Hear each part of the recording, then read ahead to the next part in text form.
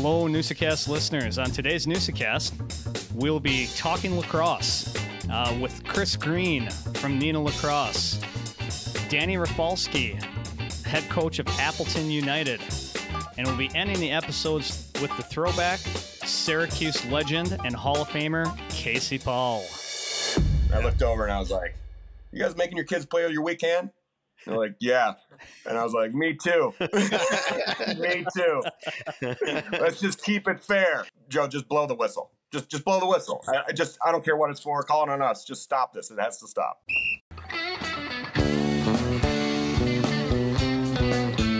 Welcome to the Newsa-Cast. What is a Newsa-Cast? It's where we bring local folk stories to life through conversation.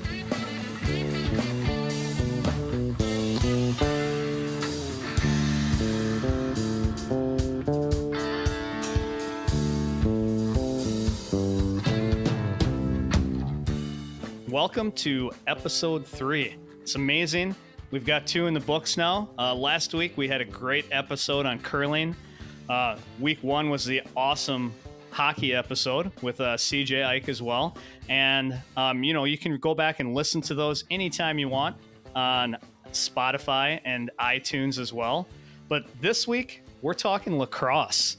And this is it goes to my heart a little bit because my son has just totally immersed himself in it in the last 2 years. And it's just such fastest game on grass, Tosh. Fastest game on grass. It is. It's amazing. It's I was a baseball player, and I'll be honest, if lacrosse was as popular as it is now, I don't know if I would have played baseball. Can I let you in on a little secret? If you're a baseball fan, cover your ears, okay? The best kids, if you're recruiting for lacrosse, get the baseball kids. Just think back in the days when you're playing right field, whatever, you're just sitting there looking at the sky, doing whatever.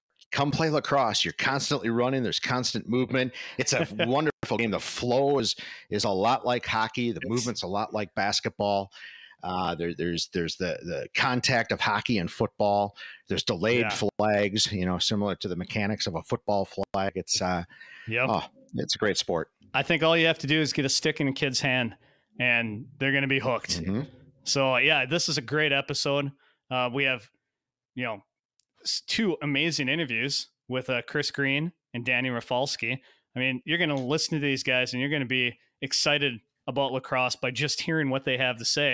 And then the amazing throwback with Casey Powell. So there's a lot of cool stuff, but that's all coming up. We had a great weekend, Joe. We did. We got to see Diggstown at Fox River House. Loved it. That was an amazing show. It was a quick show, but they sounded incredible. Just a great band to listen to. Played several of the songs that we feature. They closed with "I Want to Know," as well. Right? They closed with "I Want to Know." That's the title song. Love that. You went to Paperfest as well, right? I did. I went solo to Paperfest. I had to check out them Cooley Boys. I really like those guys. They've been to Mila Music a couple of years, I believe. I don't think they're coming this year, but they played Jones Park earlier this spring. So they get to this area. They're an Eau Claire band. Those guys are just dynamic. I mean, they're great musicians. First off, their harmonies are incredible. Their picking is just as good as picking can get, and their music is just, it makes you want to dance, really. And people were dancing last night, so I had to go check them out. I checked out them Cooley Boys. It was good stuff, and they're amazing. And I've got to applaud, because we know what it's like putting on a Red Smith Banquet, and there's maybe 1,000 people that go to that banquet. I cannot believe how many people were at Paperfest last night. It did several thousand. They had 3 stages going. The Bodines, and then this other stage easily had a couple of thousand people at each one of those. The Cooley Boys had a few hundred for sure at their show. It was incredible. What's also incredible about Paperfest is the fact that it's free for the community. Yeah. And what a great way to bring the community together. I mean, you're not just talking Kimberly, you're talking people from Appleton, people from Little Chute, from all over the Fox Valley. It's those little community types of events that, that's what makes summer in Wisconsin. And, like you said, Bodines, Milwaukee's own Bodines. You had the Cooley Boys from Eau Claire. You had the Glam Band from the Fox Valley. Just an incredible family event. Absolutely. And that seems to be the recipe in this area. Milo Music does it. Paperfest does it. A lot of the other festivals do it, but free music. And that's a recipe for success. And we, people are stepping up and there's some great festivals around here. Absolutely.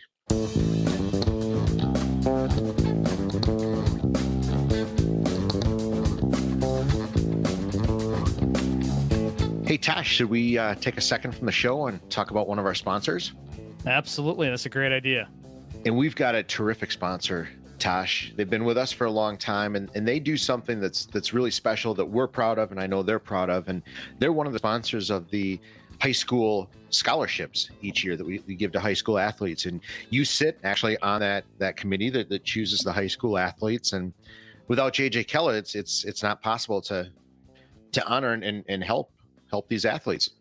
Yeah, the scholarship committee is really thankful because we get to honor these terrific scholar athletes in the Fox Valley from the various high schools. They allow us to give them a little money that goes towards their schooling. We're looking at, the cream of the crop, kids who are working hard in school, getting good grades, participating and being letter winners in multiple sports, and even talking about, players of the year for the state at the state level. So we've had a great opportunity working with JJ Keller, and, JJ Keller not only does the scholarships, but they're also a huge supporter of the community and even sponsoring a dog sled team for the Iditarod, which is incredible as well. Going back real quickly to the scholarship winners, one of the things that blows my mind every single time, most of these kids that receive these scholarships, their grade point average is 4.0 or above. I didn't even know that was possible. Absolutely. Yeah, they triple my grade point average in high school. But Bob Euchre used to say, I'm in the half to make the top half possible.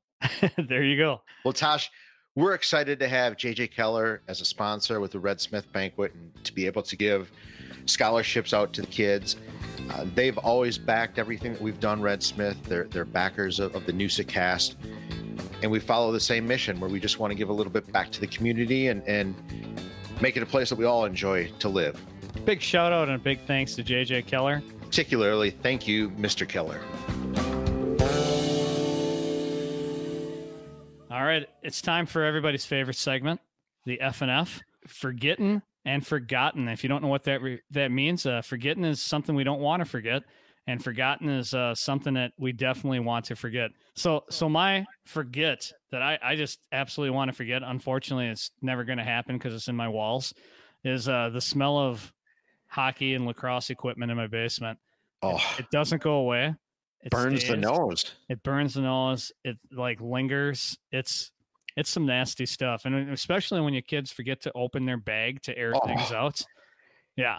If that sits in the car and it's slightly wet and you open that, you can literally kill a small animal. Yeah. I spread that around my house and get rid of critters. Oh, it's unbelievable. And they don't care. They'll throw that stuff right on. Doesn't bother them. Doesn't faze them. In fact, sometimes I think, you have two kids, obviously, that played. I've had a couple of kids that played. Soccer bags are about the same smell. Shoes in general, they don't care. They just pop their shoes off right in the house, and you'd be sitting in the chair, and all of a sudden, like, oh my God, what's that smell? Exactly. It's their freaking cleats that are 5 feet from underneath your chair. That or the lacrosse glove or hockey glove. Oh yeah, the gloves. The gloves don't. Yeah, just burn them. It's the best thing you can do. My favorite is as a lacrosse official, you have to do equipment stick checks during the game. Yeah. A lot of times you got to run kind of in the huddle, grab a stick. There's some good smell in there. I always compliment the boys on the smell when I have to go into one of those huddles. Nice. It's impressive. Your forgotten is a good one, Tosh. That is definitely seared into my nose. Mine's a little more personal. It probably only applies to me, but every morning at about 6:20, I stop. I as I've said before, I bike pretty much everywhere. Every morning I bike to work out, and on my way home, I bike home, and I am stuck at the corner of John Street and Calumet and Driftwood. Now, I want to rant just for like 5 seconds. This is a dedicated bike route. Okay. It's got the little green biking guy sign. I'm on a bike route. Is it too much to ask that when I'm trying to get onto John Street off of Driftwood, that the light could change, maybe not stay red for like ever? It like never, ever changes. The only time it changes is when a car pulls up next to me. So it must be weight sensitive. But if this is a dedicated bike lane, I just want a green light, just one green light. I can pedal fast across the intersection. Just give me the green light. Thus, the reason I think I have on my helmet, slave to the traffic light. So I would really like to forget that stoplight, Tosh. Unfortunately, I see it every single morning. Well, you have something you don't want to forget, or something you're looking forward to? Well, keeping up with our lacrosse theme, it's I don't ever want to forget this. Like we've mentioned 100 times, we've had kids that play and they play youth sports, and this is what we're after. Telling the stories of youth sports. And one of my favorite weekends every year, it's the second weekend, I think, in June, but it's the Bay Valley Youth Lacrosse Championship weekend. It's the youth, it's the local, the high schools play in what's called the Bay Valley, similar to the FVA for football fans out there. Well, the youth version of that is 10s, 12s, 14s. And that is always one of the best weekends. It's the whole conference gets together. Everybody has tents set up. There's, 4, 5, 6 fields. That's usually held at Neenah. And it's just a great weekend. It's a chance for the whole conference to get together.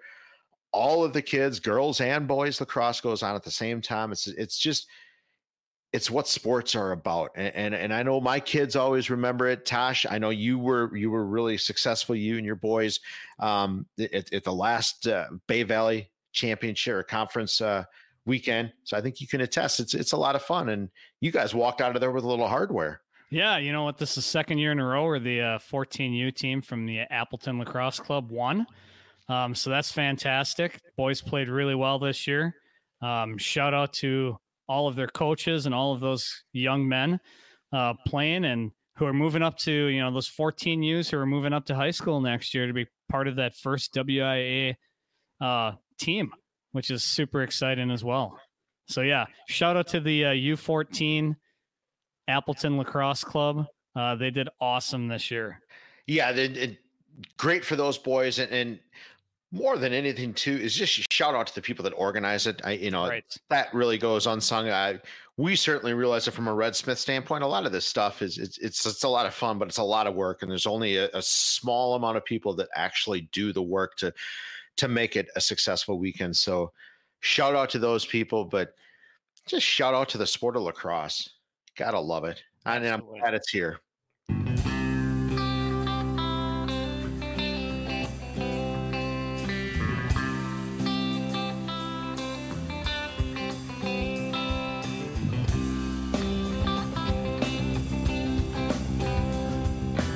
All right, Tosh, for our first interview, Chris Green, Mr. Lacrosse.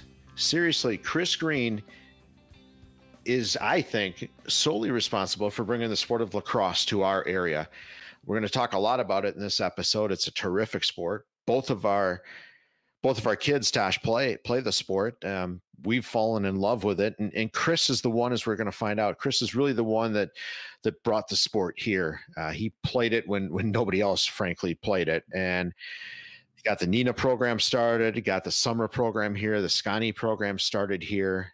He brought this great sport here, and there's been plenty of other people that have grown it. But as you'll find out, Chris is a great guy. Just simply loves, really, to me, the most amazing thing out of this interview is the guy just gives back. He just purely loves the sport and just shares it with everybody and expects nothing back in return, but just purely sharing the sport. It's incredible. So I've got an interesting story about that. And I think this is probably a perfect place to start.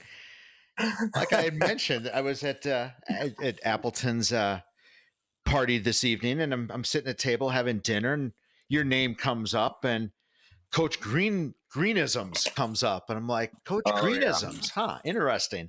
So I start talking to a guy, and you've coached his kids, and I'm old. I can't remember who I was talking to, but I'm like, do you really he said, yeah, I've got a list of Coach Greenisms. I said, really? Oh my God. I said, interesting. I said, this is going to be a weird question, but terrific timing for me.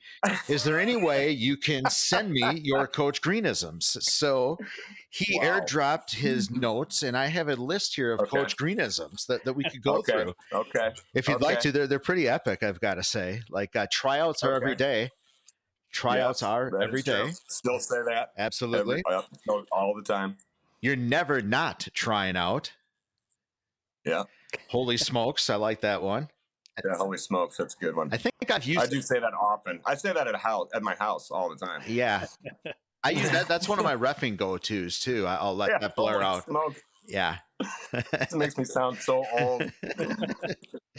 If you're walking, you're wrong.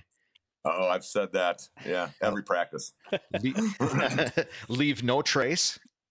Yeah. That's right. Your mother does not work here. Right. If you're standing, you're nuts. If you're walking, you're wrong. If you're standing, you're nuts. Yeah. For the love of Pete, of course. For the love of Pete, whoever, you're killing me. Oh, yes.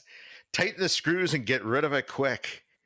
Tighten the screws. Oh my God, I used to say that all the time. Shoot angry. I remember that one. Shoot angry. That's a good one. That. Yeah. Now this one, as an official, that came from Coach Caputo at Duke. Shoot angry. Nice. Yeah. Very nice. Yeah. Agreed. There's a lot to that. Too. As an official, I think I'm going to steal this one for you. I've got to commit this one to memory. Put your mouth guards in. They're not ornaments for your helmets. When they're hanging off their face mask. Yeah, or sticking out of the top of their vent in their helmet. It's like it's everybody knows you're not wearing it. Exactly. Yeah. The hardest call in lacrosse, I think, is to make that. You know who the best official is to pick that up? Roger Hornberger can. Oh God, that guy has laser focus on the mouth guards and substitutions. Yeah, he does. He's good at that as well. He's all over that stuff.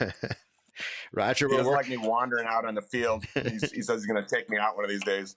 I don't think that's good for either of us, honestly. If we had a Joeism officiating list, I'd say Roger, it's a 2-man crew. That's one that I use quite often.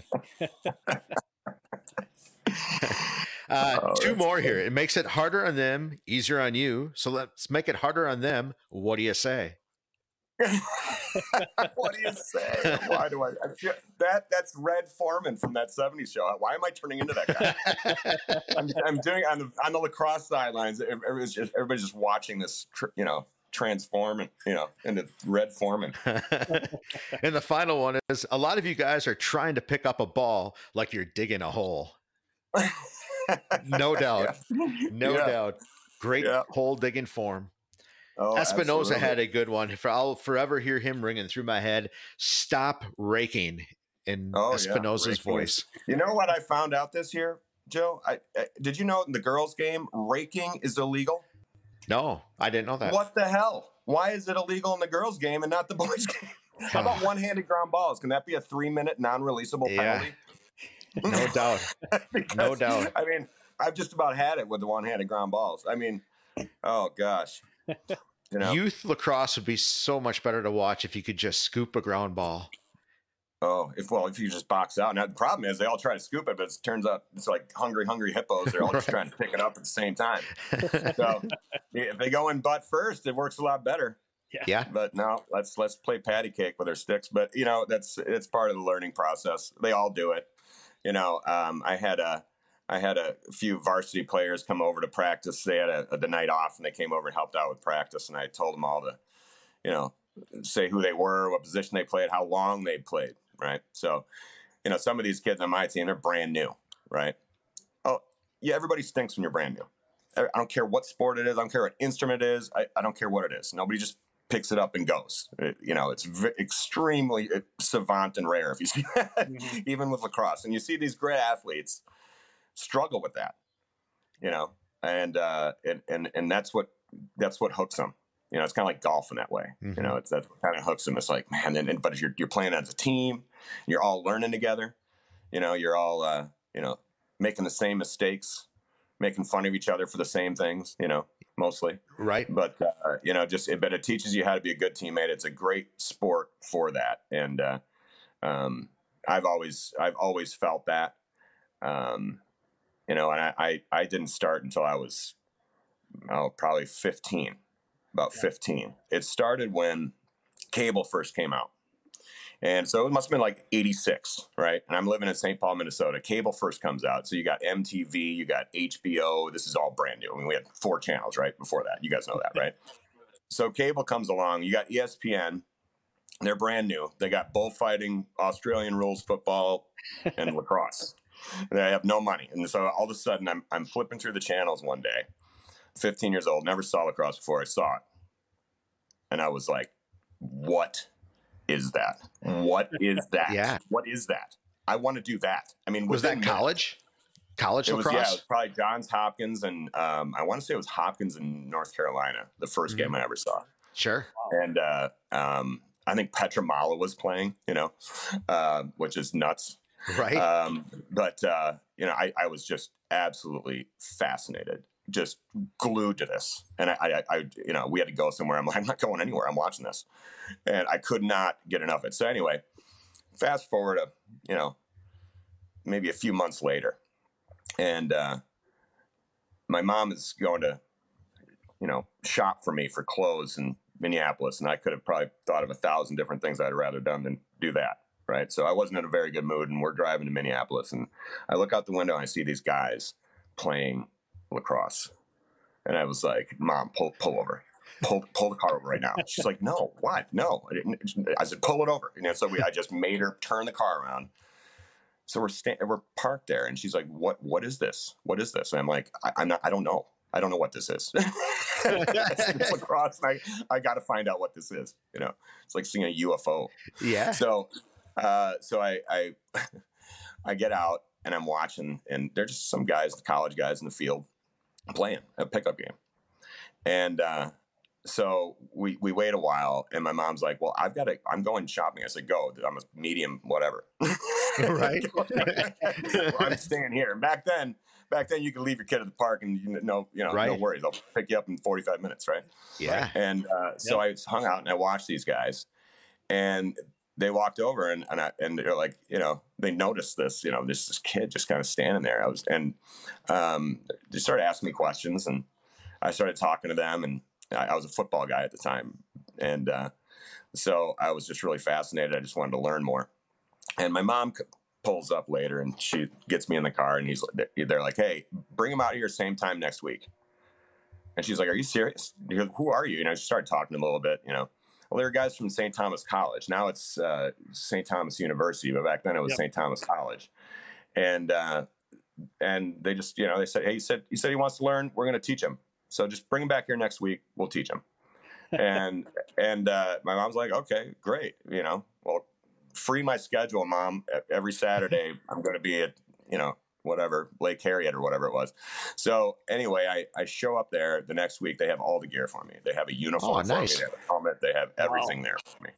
And so they start teaching me, and I start showing up to practices from then on. And that's awesome. I did their gym practices. I even illegally got into a game against St. John's University when I was like 15 or 16. I think that was a year later or so. Still had no clue what the hell I was doing. I remember those guys yelling at me like, what are you doing? Probably running the wrong way. I mean, I was just learning. Everybody stinks when they start, right? Everybody does. And so, so that's how I got my start. And that's kind of what's led me, for many years I worked for Lacrosse America, and it was so grassroots. It was so much about just giving these kids opportunities. So I had bags and bags and bags and bags of gear. I mean, I'm talking 4 bags of arm pads, 4 bags, probably 6 bags of helmets, more than that. I had sticks. I had everything in this. Yes. White man in a white van driving around the countryside, putting on lacrosse clinics and pulling up into parks, and these mothers are grabbing their kids and running for the hills, Got the tinted windows, the whole thing. Yeah. Oh gosh. We got around a lot, and it was me, and sometimes it was just another high school kid or somebody I could get to unload the bags for me, yeah, we'd do a clinic in the Fox Valley in the morning.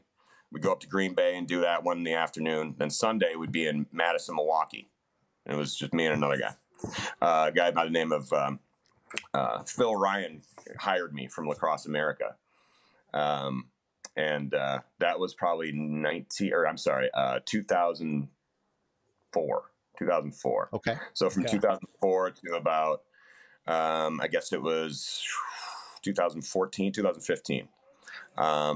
No, 2016, I stopped with Lacrosse America, full time. Not full time, but as an employee.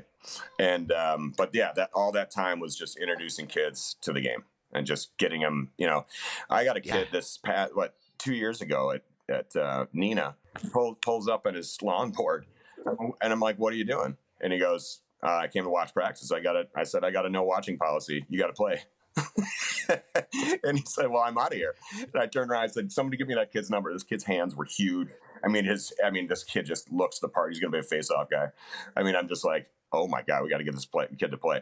Well, he made varsity this year, and he at Neenah, and he's working out as a face-off guy. He's their backup face-off guy, and it's just unbelievable sometimes. Just that all it took was those guys. I was just that interest. I was interested at that time, and those guys just put their arms around me. I was part of the team. And so that was, paying that back a lot has always been, something in the back of my mind. I started coaching at Neenah High School in 2003. The year before that, Menasha High School had a team, and that was coached by Chris Schwab, and he has since moved, and he's still a friend. And anyway, he started the first real program in the area, and that was Menasha, and they were good too. They were good for a few years. The same thing. He just he was playing lacrosse one day. I don't know if he was playing wall ball or something. So these kids walked up. What the hell are you doing? To a minister. He's a pastor, and he's playing wall ball, and he teaches. You got a bunch of sticks, and he teaches them how to throw and catch. Next thing you know, they got a team. It's that kind of thing.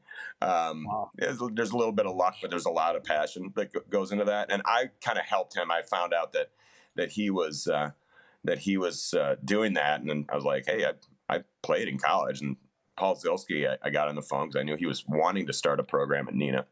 I got on the phone. I'm like, hey, man, I'm in Neenah. I played in college. He's like, are you serious? We got to meet.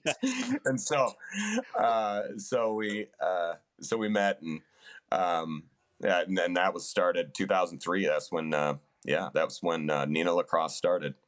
And I was there for almost 9 years. And I needed to have this youth program started. Nobody had a youth program, so I was the first one to bring youth lacrosse after that. That's why I left Neenah. It was I was doing youth lacrosse, but it was only one day a week. Imagine your son, Eric, getting 1 day of practice a week. How many kids can you get hooked on that? So I had to switch things up, and that's when I had to. And that was when I was doing the weekends, the Saturdays and the Sundays, and then work during the week, Saturdays and Sundays. But then we got it to, we started getting teams. We had this thing called a New Select team, and it was called New Select. It was Northeast Wisconsin Select. Terrible name. I came up with it. But it was basically, I kind of like it. They were selected because they showed up, and they had a stick. That helps, and they had a willingness to learn, but that was why they were selected. And we'd go to tournaments. Honestly, God, I had the first 2 years, I didn't let them play any games. The first 2 years, they just practiced. Just working on fundamentals, I think one parent wanted to wring my neck.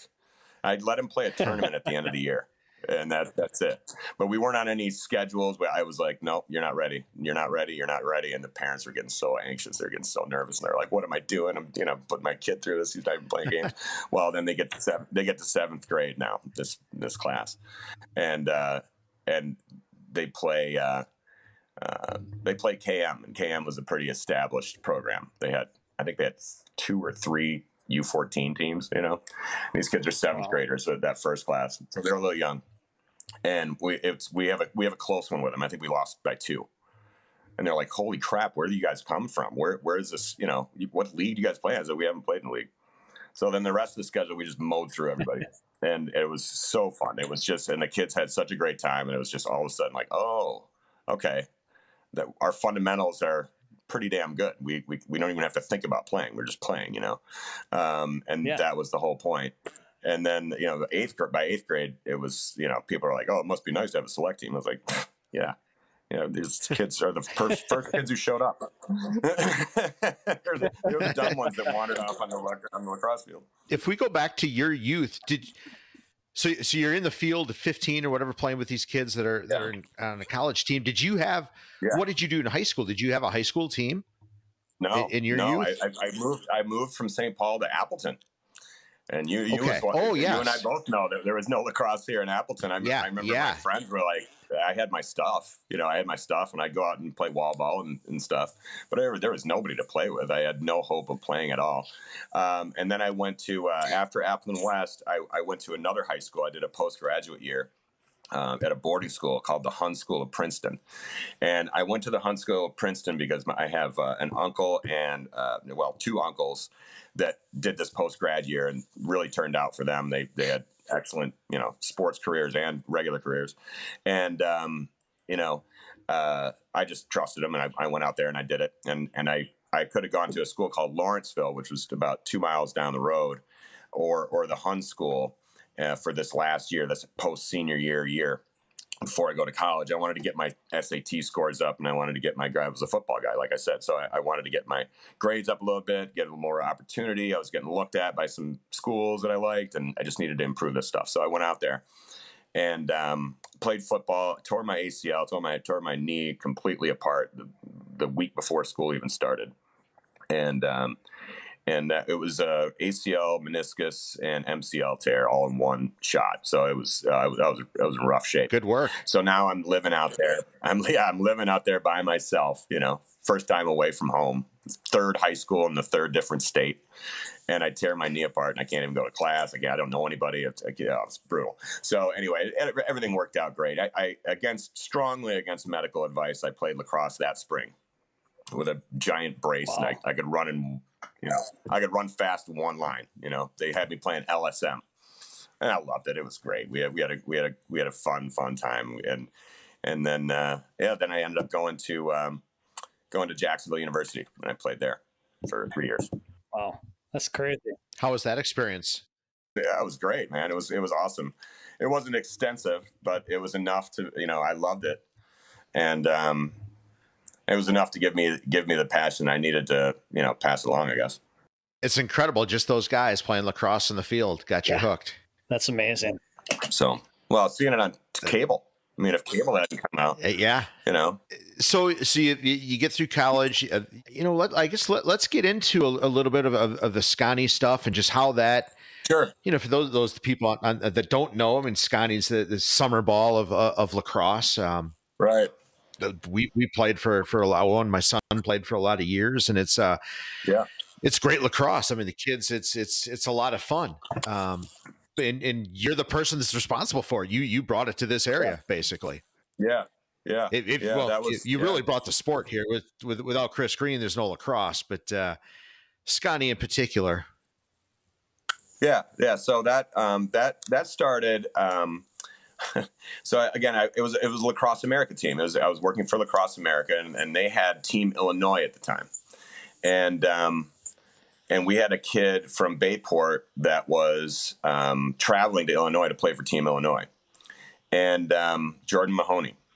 Anyway, he was saying this and that about it, and one day I got a call from my colleagues down in Chicago and Barrington and at Lacrosse America, and they're like, "Hey, we got this tournament, this indoor tournament. It's it's like an all-star kind of thing.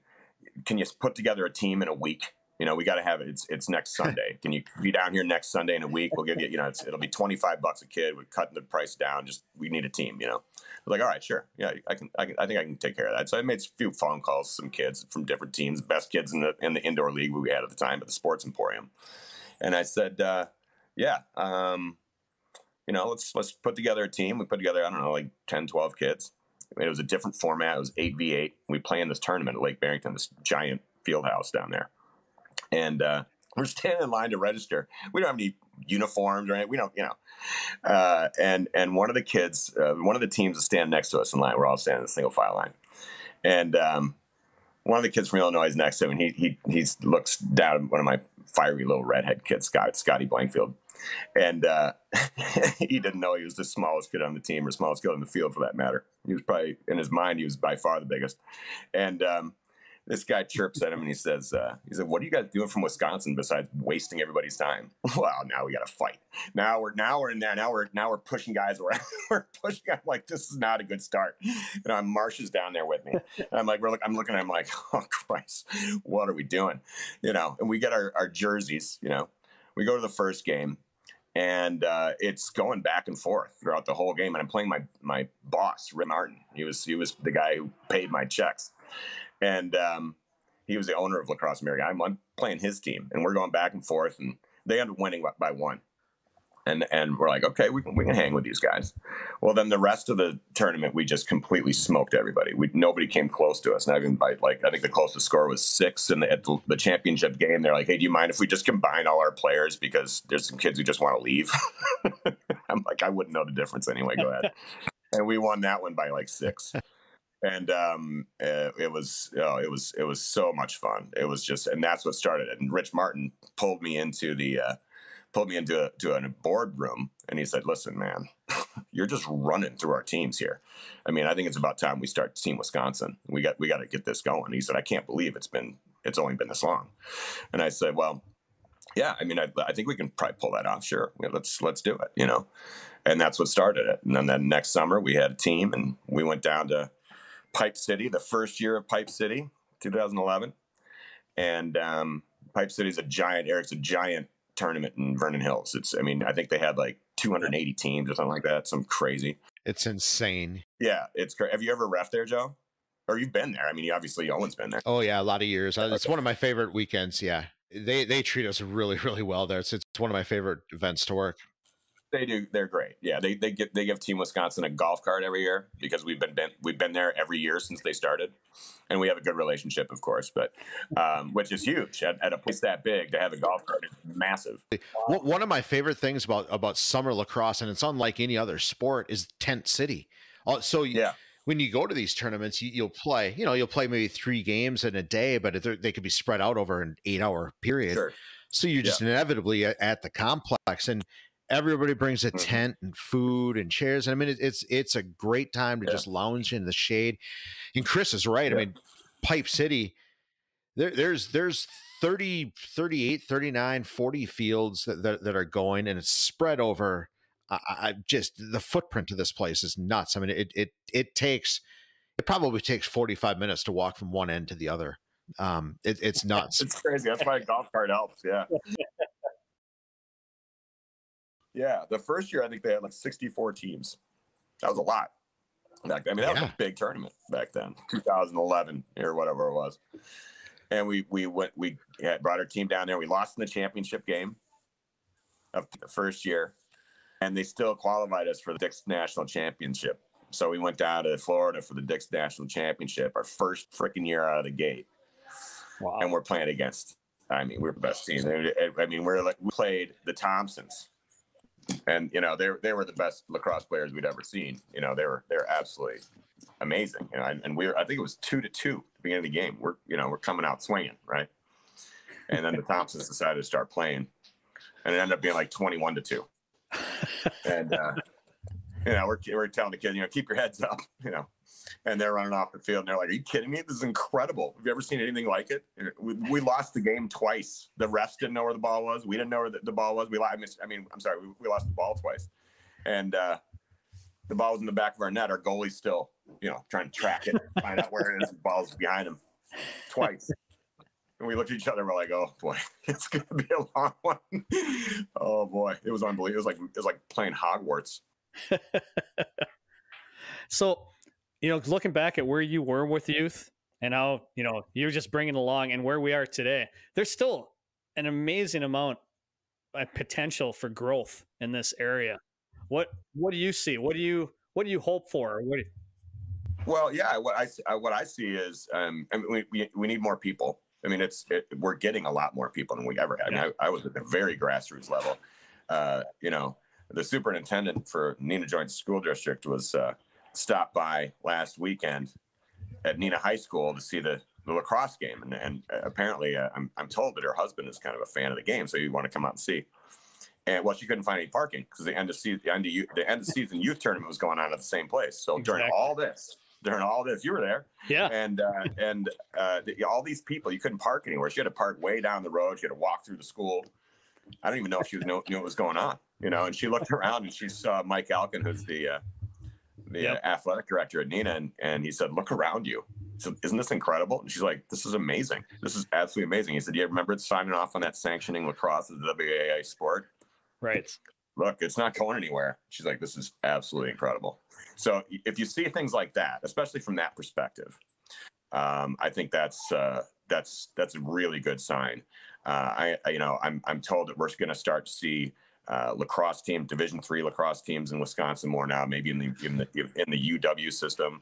Maybe Lawrence, UW Oshkosh, yeah, Lawrence, yeah, new coach, yeah, and they're getting a team, and so it's too popular. It's growing too fast, and it's one of the biggest problems of having a youth team. And it worked out for me because it was so grassroots, and I could kind of control things more, And the parents, they didn't know what was going on. They were just coming out there and cheering on their kids, which is perfect. They didn't know the rules, they didn't know the strategy. So we'd be like, the parents, and the ones who are yelling out at the refs are like, "Oh, she knows too much. We got to shut her up somehow. She's on to us." So anyway, but all of that is just kind of the building blocks, that come along with it. But now it's just, you see this explosion, and all these people getting involved and the kids having fun. But if the kids stop having fun, they're going to stop learning the game, and it's going to suck. So that's the main thing, is that they got to keep having fun. It's got to be competitive, and of course, like any sport, you're going to have your challenges. But when it comes to coaching and teaching and learning, that's the main thing. But then I don't know, Eric, if you're talking about like what the potential of the growth is. I think a lot more kids are going to be playing in college. I think that's what I think. I think there's there are going to be a lot more colleges to play for, hopefully. Yeah, and as WIA comes in next year, that's got to help out too. When these kids start to be able to see their teams, their high school teams that they're coming up through middle school and through elementary school, and see it and featured, that's going to be tremendous. Yeah, and it's fun. It's really fun to play. It's a lot more fun than some of the other sports. I'm sorry. I know I'm biased, but it is. It's more fun. It's not for everybody, but for a lot of kids, it's a lot of fun. See, I'm a baseball guy. I play baseball. I coached at Lawrence. My kid told me the other day, he goes, "Dad, can you imagine if I was still playing baseball?" And I said, "Absolutely not." Right. I said, "You picked up a stick and it was absolutely incredible. You fell in love with it right away." Absolutely. Totally know the feeling. That goes to the popularity and why the sport is incredible, is because you can be an athlete and pick up the stick, and you can I'm not saying you pick it up quick, because as you said, it's anything picking up is difficult, but you can learn to love it right away and grow pretty fast. Because it's hard. Because when you start doing it and you make a couple plays, like I said, kind of like golf, you make a couple plays, you're like, "Ooh, that was really fun," I just caught the ball, ran it, and turned and made a nice pass to somebody else and scored. That was kind of fun. That was kind of cool.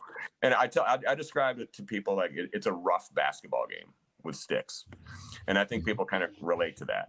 And I can't tell you how many parents said, "Hey, we used to drag our kid to baseball practice. Like, come on, let's go. We got to go.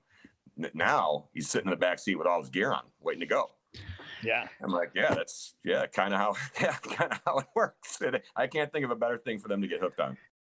My son also said, the reason I love lacrosse is all the things I can't do in hockey, I can do in lacrosse. Yeah. So, not all of them. Yeah. Not all of them. He says lacrosse is probably the most physical sport he plays, and he plays football and hockey. Yeah. I never got hit harder in any game than in lacrosse, and I played football and hockey. Yeah.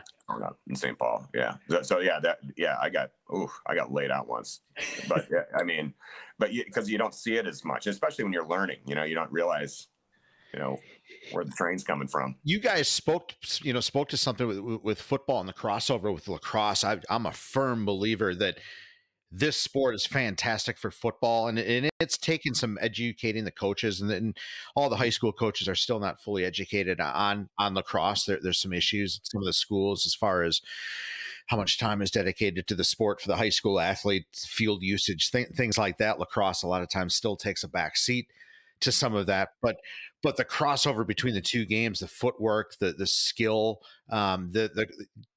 Chris, you described it. The movement of lacrosse is very similar to basketball. The offense, that motion, you're right, but it's got the footwork and the leverage and things like that of football. Pursuit angles. Absolutely. Pursuit angles. Absolutely. Right. How often do you work on that? It's coverage, it's ball skills, it's hand-eye coordination. It's, a lot of it is footwork. It's the fastest game on 2 feet. I tell the kids all the time, if you're walking, you're wrong, obviously, but fastest game on grass. Right. If you play the game slow, nothing happens. If you play the game fast, you're gonna see things happen. Maybe it works better if you switch those two around. If you know what I mean? If it's you play the game fast, it works. If you don't play it fast, nothing happens. So, and that's so true. It's you've got to move your feet effectively, whether you're playing defense or offense, and it's about manipulating your player. Absolutely. And that's what I hope, I love football as well. And that's really what I hope that the high school high school coaches see the value of lacrosse, because I just, to date, they're starting to see it, but I think there's some room for improvement on the high school coaches side, but it is a fantastic game.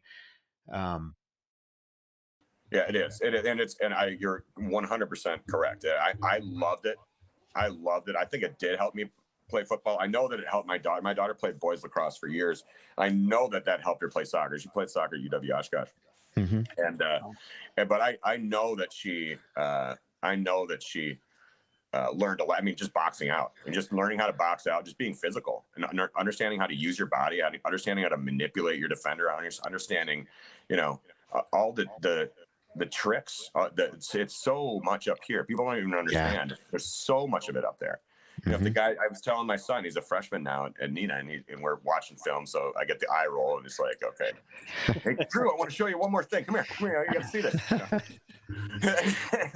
Dude, I love that there's film. I love film so much. We didn't have it like that before. No. But anyway, I'm watching this film, and the defender comes onto his high side, and I was like, you tried to wrap your stick around, he's coming on your high side. All you had to do is take a step with your left to the back. You'd have been 1-on over the goalie. He's like, oh yeah. So little things like that, and that goes with experience. It goes with understanding the leverages and understanding, where everybody is in the field and what you're able to do, and being creative. And just being creative, and that's what's so great about it. That's why it's such an athletic game. It's for the athlete's athlete, and that is absolutely true. Absolutely, you have the freedom to be creative. Oh, absolutely. Agreed. Yeah. You talked about your daughter. She's in college playing. How do you balance? I mean, you coach teams. You're an athlete's dad. You're a dad, a father. Yeah. How do you balance? I mean, we're not getting younger. Our kids are getting older. Time just flies. You want to see their games. You want to be committed to the teams you coach.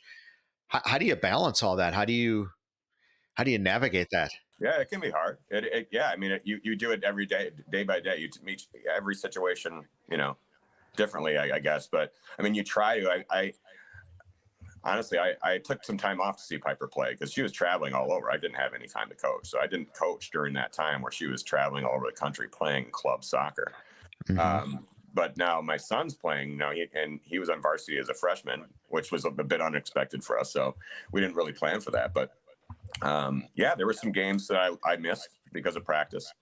And there were some games that I missed practice because I wanted to see the game. And I told my assistant, I've been coaching other people's kids for so long. I'm not going to miss this one. Right. And it was well understood. But that's, sometimes you just got to call those shots. That's all. Yeah. It speaks to the need. I mean, it's for a whole nother show, but we need more coaches. We need more officials. We just need more people to be involved and to help and to learn the game and.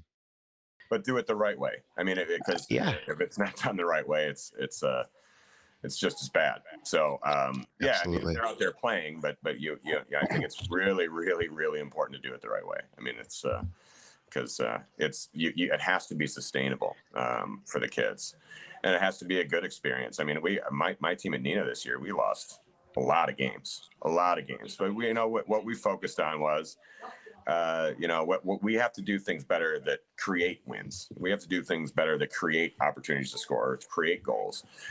That's the thing. And you really break it down that small.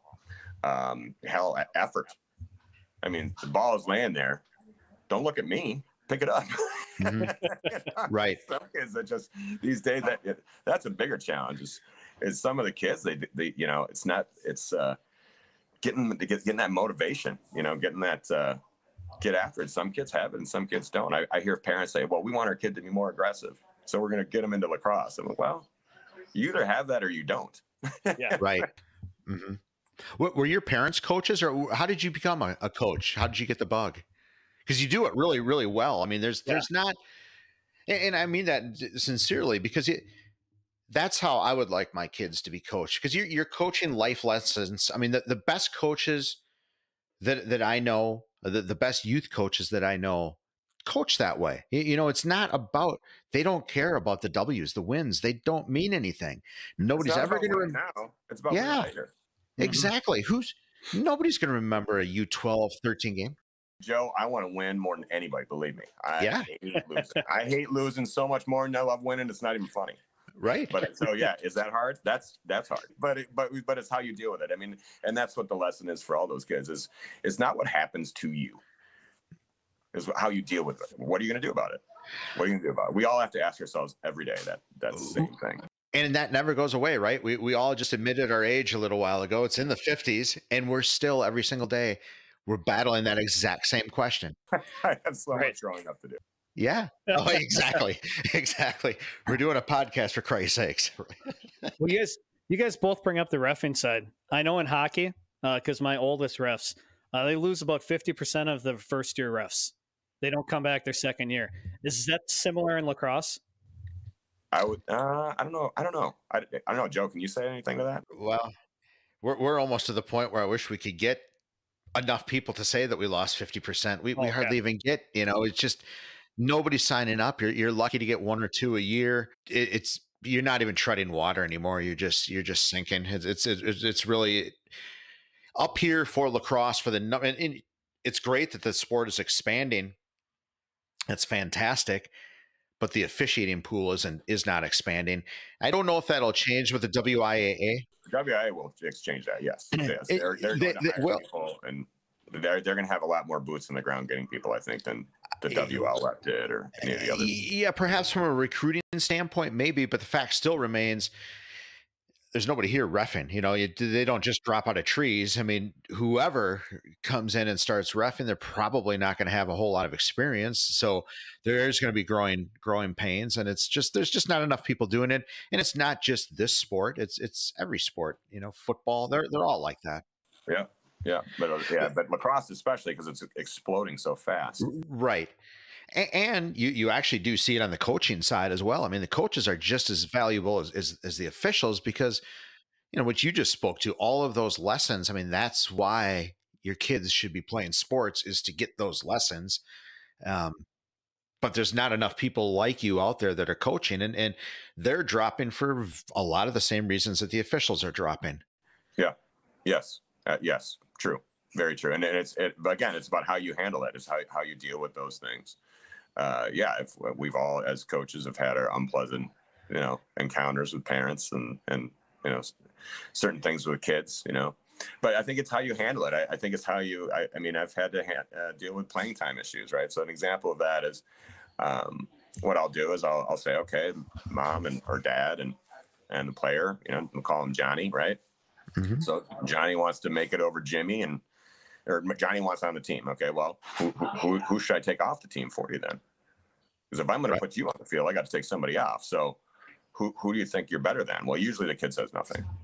And dad will chime in, oh, Jimmy's better than Jimmy. Oh, okay. What about Danny? Oh, yeah. Okay. Oh, yeah. Maybe Danny too. Yeah.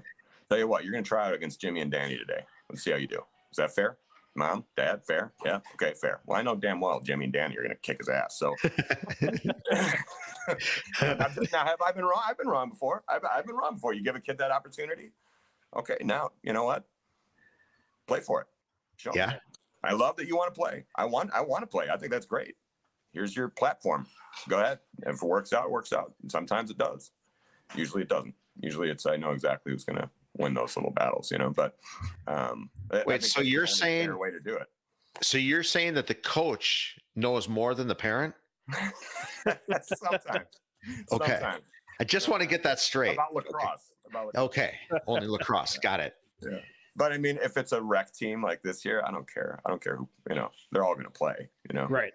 You know, so that's about lifting each other up, and, you know, they just don't want to, you know, they want to be with certain players that they're on the same field with, but hey, we got to do it together, you know? So it's right. So that's why the winning isn't the biggest deal at the rec league. The learning is the biggest deal.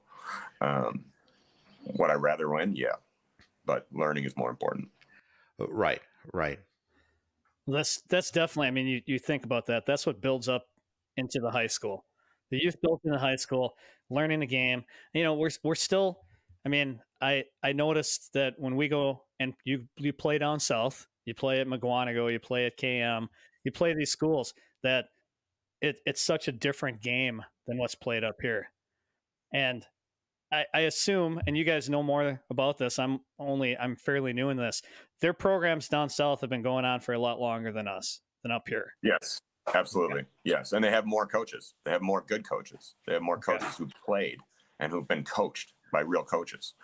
That's a big deal. So, yeah, I mean, I have a lot of experience, but I still need some youth to bridge that generation gap. I mean, the dad jokes only go so far with youth 14. It's a little more difficult for coaches. I mean, as a dad, you know, a lot of guys picked up a baseball and threw it and watched enough games that they can go coach some youth baseball. But like you said, unless you watched lacrosse on Memorial Weekend, that might be all you've seen. We got plenty of dads. I watched this YouTube video the other day. I'm like, thanks, man. All right. But I mean, hey, I watch it too. I mean, if I want, you know, I'll watch something, but whatever works. But yeah, no, I do. I need. I was at Bayport High School for 2 years there. My wife gave me 1 year because I had some Team Wisconsin kids go to Bayport, and their coach he had a bad back. He was having some health problems, and so I went up to Bayport and I coached them. My wife gave me a year. I did 2 years because I think my first year we had 17 seniors. I think my last year we had 18 seniors. Wow. Was Gash up there? Did you have Gash, Isaiah?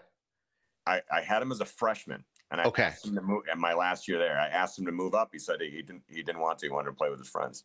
So I was like, okay, man. All right, do what you want to do. What you got to do. But I would have loved to have him. Yeah. What an incredible player he was. Holy cow. Still is. Or holy smokes. Maybe that's a better term. Holy cow's good. That works. But no, he's fantastic. And he's the first player to come out of our area. Out of Wisconsin to sign with the PLL. He went to Bayport High School. Can you believe it? Unbelievable. Absolutely. He's a freak. And his dad was great. His dad was really into it. Jesse Nagin was his youth coach. He was a coach on my staff for years and years and years. Great guy. And coached a lot of lacrosse. We did a lot of Badger State lacrosse camp as well together. Yeah. I remember that. So that was the Alberices. So Jason was the one who kind of ran it, but Joe Alberisi, the head coach for West Point Army, ran the camp, and his staff ran the camp, and then numerous other friends. I mean, that's where I met Ron Caputo from Duke, and I learned a lot from him. It's where I met some of my friends to this day that I still communicate with. But yeah, that was just a fantastic experience. I think we did that 10 years. Jack Emmer was there. Jack Emmer look up Jack Emmer. This guy's an absolute legend in the game of lacrosse. He helped write the rule book. I mean, this guy is absolutely phenomenal. 100% phenomenal. One of the best lacrosse coaches of all time. And I got to coach with this guy for like 4 years. Wow. And so you know, this is where I learned, like, him and my mentor, Phil Ryan. Those are the guys I really learned how to coach from, you know, how to lead, you know, how to talk to their players, how to get the most out of their players. You know, it was such a present emphasis of, and they were so confident with what they did. You know, they were so smart. They were so skilled at being efficient with each practice. No rep is to, you know, you don't waste a rep. Just every rep is absolutely critical, you know? So it was a real pleasure coaching those guys and doing that every year for 10 years. So I actually think that we sat across from each other at the Red Smith last year when Casey was on. And, you know, we talked to Casey before, but during his speech too, he talked about the moment that lacrosse hit for him. And it was a Phi Ed teacher bringing sticks into the classroom. As a teacher, we don't have that anymore at the middle schools and the elementary schools. We do a lot about gaining confidence for kids, but we don't have those units, those sports, those activities. And, you know, maybe that's what we need to help grow those sports again, and maybe some of those skills that kids need when they get into high school as well. Yeah. Well, my son, they have a lacrosse unit. They do. That's awesome. Yeah, they do. But I remember I used to go over and teach lacrosse to the teachers at Horace Mann Middle School. Yeah. I used to go over there and coach the gym teachers. Wow. But so I just run a clinic or whatever. But yeah, no, they do. Yeah, they do have that at Neenah anyway. But okay. But it's it's, you know, we're just getting the kids involved, and seeing wins too obviously helps. I mean, it's, you know, Neenah lost so many games, you know, and so we're hearing about these kids who want to try it now, you know. I want to try lacrosse now. Well, they're having a lot of success. They're winning games. They got to the Elite Eight this year. They were seeded 6th. That's a big, I think they won 4 or 5 games the year before. That's a big turnaround to losing 3 games. That's right. You know, that's going to success breeds success, definitely. And I think that's going to bring more excitement and attention. So.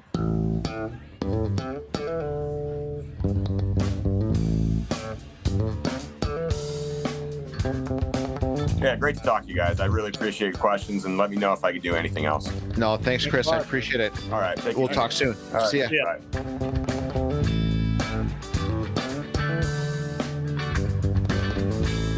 So we have an amazing opportunity. We have several lacrosse guys. You just heard from Chris Green, and we also have Danny Rafalski, who is the new 1-year-in head coach of Appleton United.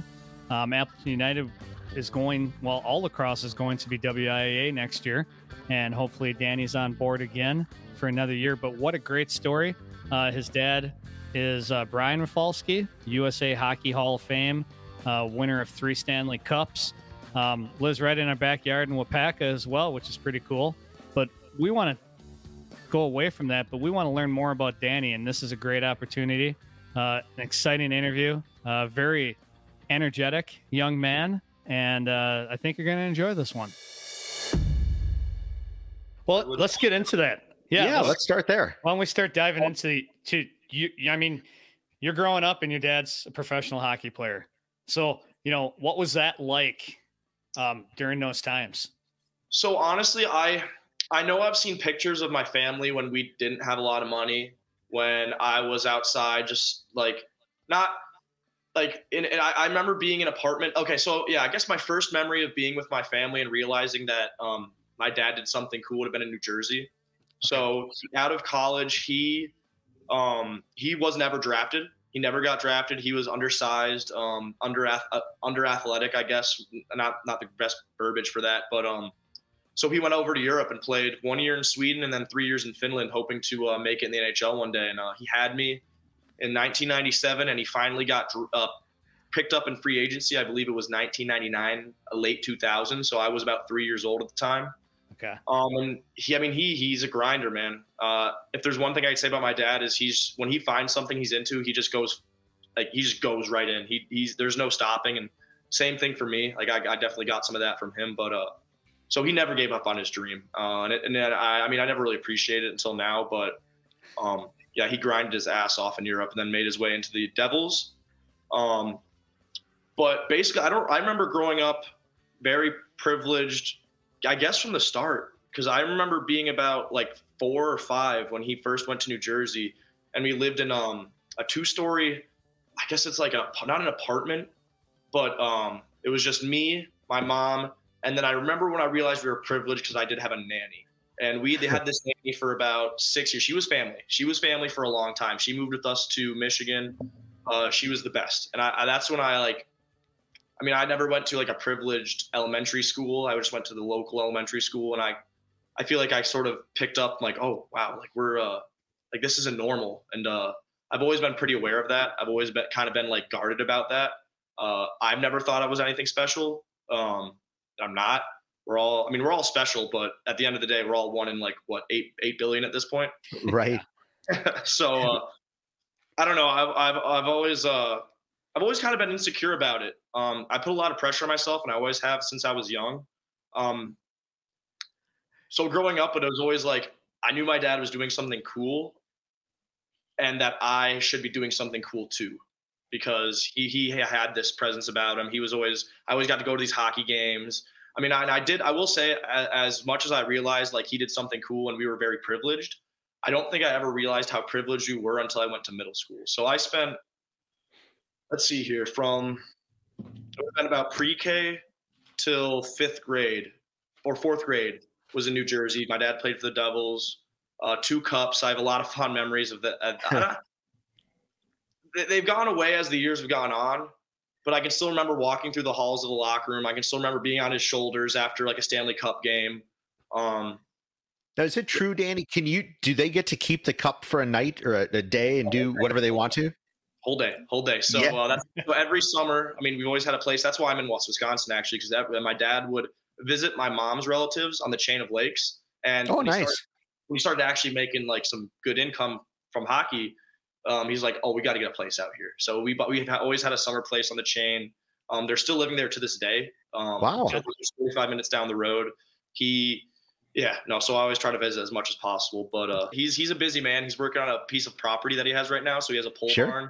He's raising chickens. So he keeps himself busy. Like I think he's out there for literally like 6 to 8 hours a day. And I think because I have these same desires too, and I guarantee you I'm sure, I don't know, I'm really weird about this, but I'm sure guys who are like traditional guys who want to raise a family, who want to support their family, he's really like setting himself up, like he's setting a legacy for himself and his family with this property. Like he's building a bunker underneath there. He's just like, we have egg laying chickens. We just cut our feed chickens or eating chickens. It was a cool experience, and glad he made us do that. Sure. Oh yeah. Life-changing. 100%. Getting back to your youth. So your dad's just starting in the NHL, but are you playing sports at this time, or are sports an interest for you? So I was always all over the place. I played hockey just because my dad played hockey. I mean, I've always loved hockey, but I've always been more of a fan off the ice than on the ice. Like I love the hockey culture, but whenever I was on the ice, there was always a certain expectation that I didn't like. Like it was always like, oh, your dad's Brian Rafalski. Oh, for instance, in Michigan, I would really insecure going to hockey rinks or watching my brother play as a youth because my dad would be there, and random parents would be coming up to me, oh, are you Brian Rafalski's son, and trying to like get me to like talk to me, and like I don't know these people. Like I didn't think I was that special. I'm just a kid in middle school, elementary school, just trying to like play the game in the rink, and I have all these people coming up to me, and I guess this is one of the reasons I've kind of like. I embrace my dad's career more now, but growing up, like I was spit on by certain fans of other teams. I've been jeered at as like a 6-year-old, 7-year-old. I've been like shoved, and as an adult, like I don't quite understand it. It's probably just intoxicated people, but really sort of. It's still to this day. I don't like being in large crowds. I really don't. Like I didn't go to. I maybe went to 1 or 2 Clemson games when I was in college. Like those are some freaking awesome experiences for most people, but I just don't like crowds. So I would rather sit at home and watch. But what a shame. Unbelievable. Some people. I mean, I blame intoxication. And I mean, sports fans are passionate, especially when you come to Stanley Cup finals, right? It's true. Absolutely. So, so how long did you play hockey then? Until what age? Well, I played sporadically. I played soccer my whole life. Okay. I could probably coach soccer better than I could coach lacrosse. I'm a better. I've played soccer my whole life. Lacrosse didn't start until middle school. What position were you? I played everything, man. From ages about as soon as I started till about middle school, I played attack or forward. Then I played goalie until my sophomore year of wow. And then after sophomore year of high school, I played midfield again for a year. And then after midfield, all our seniors were defensemen, and they left, and they're like, "Danny, you're defense now." Like, and I was like, I think I made all conference defense my 1 year of playing defense too. So I mean, soccer's always been like, soccer's my bag, like more so than lacrosse. Wow. I love soccer's I have a deep love for soccer. My oldest went through and played. He was a left back his whole growing up years. Oh, that's what's up. That's a fun position too. It is. Yes. But yeah, I like the fact that you talk about, playing a lot of different sports. And I think, this day and age, we see kids specializing even in like late elementary school for that matter. And I like the fact that you talked about, I did this, I played this. Well, I think that contributed to I take a lot of pride in my athleticism. Like, I know the day where I'm not able to do certain things is going to be a tough day for me. Like, I know it will be. I know it will mentally get to me because I take such pride in my athleticism. I take such pride in being able to like I could fall from a tree and be like, I'll probably be okay because I could do something athletic to get out of that position or something. I don't know. But playing all these sports. I played baseball for a couple of years. I never played basketball. Although basketball is one of my favorite sports, and honestly, I'm really good at basketball right now. Like, I love basketball, but I hated it growing up. My excuse was, what's one basket compared to like one goal in hockey, one goal in soccer, one goal in lacrosse? Like, I don't care about one basket, whereas I care about one goal in every other sport. But that was just silly. That was just an excuse.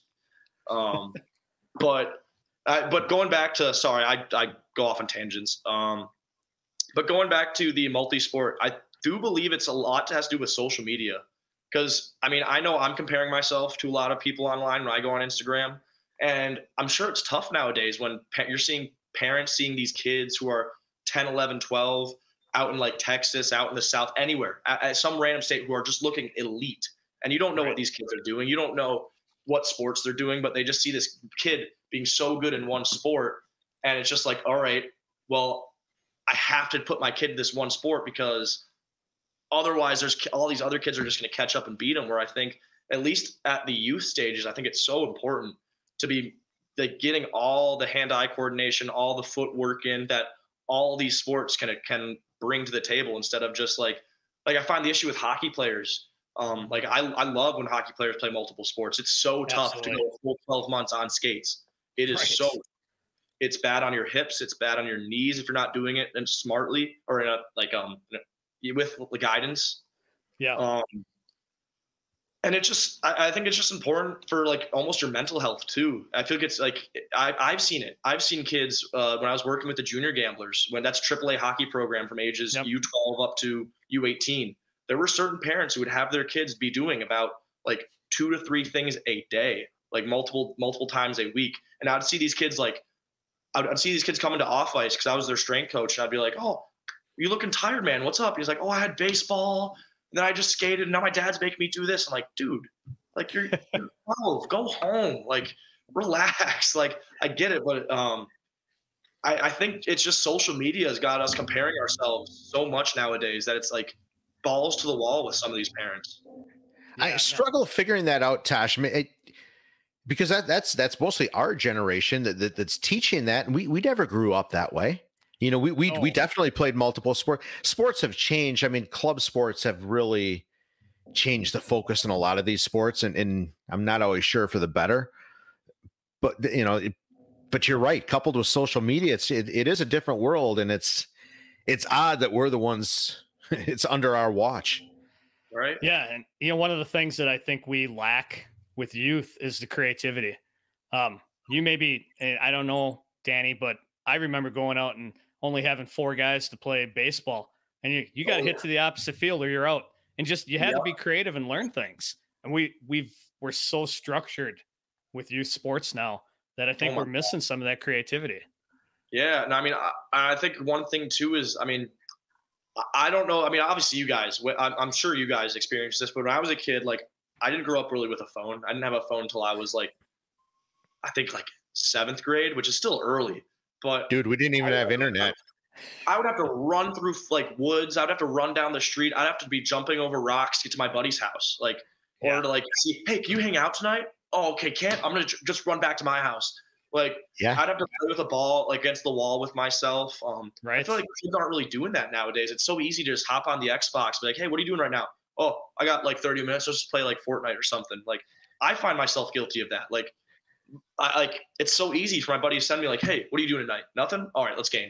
For like what should be an hour, but it ends up being 2 to 3 hours. And we're just sitting there like wasting time when, I don't know, when I was growing up, it was literally like, I mean, I remember playing video games, but I remember being outside way more often. Absolutely. Just doing random stuff too. Like it never was structured. It was just go outside, use my imagination. I remember like I would have toy lightsabers. I'd imagine like droids were shooting blasters at me. And I'd have to like move my body, run around the house because, oh, we have to go save like some imaginary guy that I'm pretending to save. Like, yeah, I don't know. I see that. I don't see that in like not my nephews, like my cousins really. Like, I feel like that's sort of getting lost a little bit. Do you think that having that unstructured and just running around and doing things helped you athletically? 100%. Absolutely. Yeah. Absolutely. I think there's time for structure.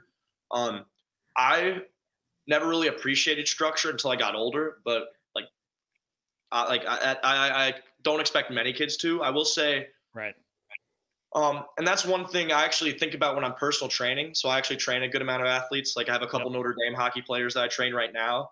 And sometimes you literally just show up with no plan. We just like, I will show up with no plan. Just like, we'll have fun. We'll do like, we'll dodge back and forth. I'll throw a tennis ball, have them chase it. It doesn't have to be as rigid as we have to do these things. Hey, Danny, just to bring everybody up to speed. I mean, you're growing up, you're experiencing sports, but currently you're, not only the Appleton United lacrosse boys head coach, but your day job is with the Gamblers along with training folks. Do you have just, I guess maybe just speak to that real quick and maybe bring people up to speed on what you're doing currently. Well, yeah. So I guess I'll just give a background on like, I wouldn't say my professional career as I graduated college. So I went to college hoping to go pre-med. I actually wanted to be a doctor from I was a junior in high school till about senior in college. I was fully committed. At least I thought I was. But growing up, I was one of those kids who could probably put in like 60% effort, still walk out with a 3.8, still do my job, still show up to varsity practice, give like minimal effort, still start, still put goals and then still put balls in the net. Like I was very complacent, and that's one thing I focus on my guys. So just going forward, I was very complacent. So 4 years of college, biology degree, took my MCAT, actually got a decent enough score to get into a medical school, but then had like a mini panic attack. This is when I started training myself. I started loving my body again, started treating it how it should have been treated all through college, but I fell into drinking, fell into just unhealthy habits, and generally speaking, which most college students do. I mean, most of my friends did. That's also the people I surrounded myself with. So afterwards, I just didn't know what to do. I just knew I loved to train. I knew I could train with my buddies really well. The guys who'd work out with me or I'd bring to the gym. We were like, Danny, like your workouts that you put us through are awesome. So I was like, I could maybe start personal training. I have a biology degree. I'm not stupid by any means. I know how the human body works. I know how it can adapt. Like I'm just very aware of biology and how the human body functions. And I felt that appropriately translated to personal training. So after college, I moved out to Madison, got a job at a Princeton club. It's a pretty nice gym out in Madison area. And that was about 2019. So I got about 6 months of building a client base, and then COVID happened. So basically I went home, lived with my parents, which I wasn't really a big fan of, but it helped me save some money. And after COVID, I didn't go back to Madison. Actually, I got shot outside my apartment, so my parents kind of wanted me to come back anyways. Yeah. So I would want me back too. Yes. So my dad kind of realized what my passion was at that point. So did my family. So he tried to help me out. And part of that was he was one of the head coaches of the junior gamblers up here, training out of or working out at the community first building. Yep. And, they had a head strength coach who was more than willing to have me be his assistant for as long as he was there. I was really looking forward to it. I've never been a strength coach. I was just a personal trainer. So I did my research. I was working on certifications, and so I was ready to be an assistant strength coach. But last minute, the head strength coach bailed. My dad tossed me in the fire. He's like, "Guess what? You're a head strength coach now. You got all about 40 or 50 athletes from the ages of 10 to about 17. They're all yours 3 times a week. Good luck." And same thing with this lacrosse job I got this year. Like I applied to be the assistant coach, man. I thought I was assistant. But I just got tossed in the fire, and I don't know, same thing I told my lacrosse players actually, was it last week, Thursday.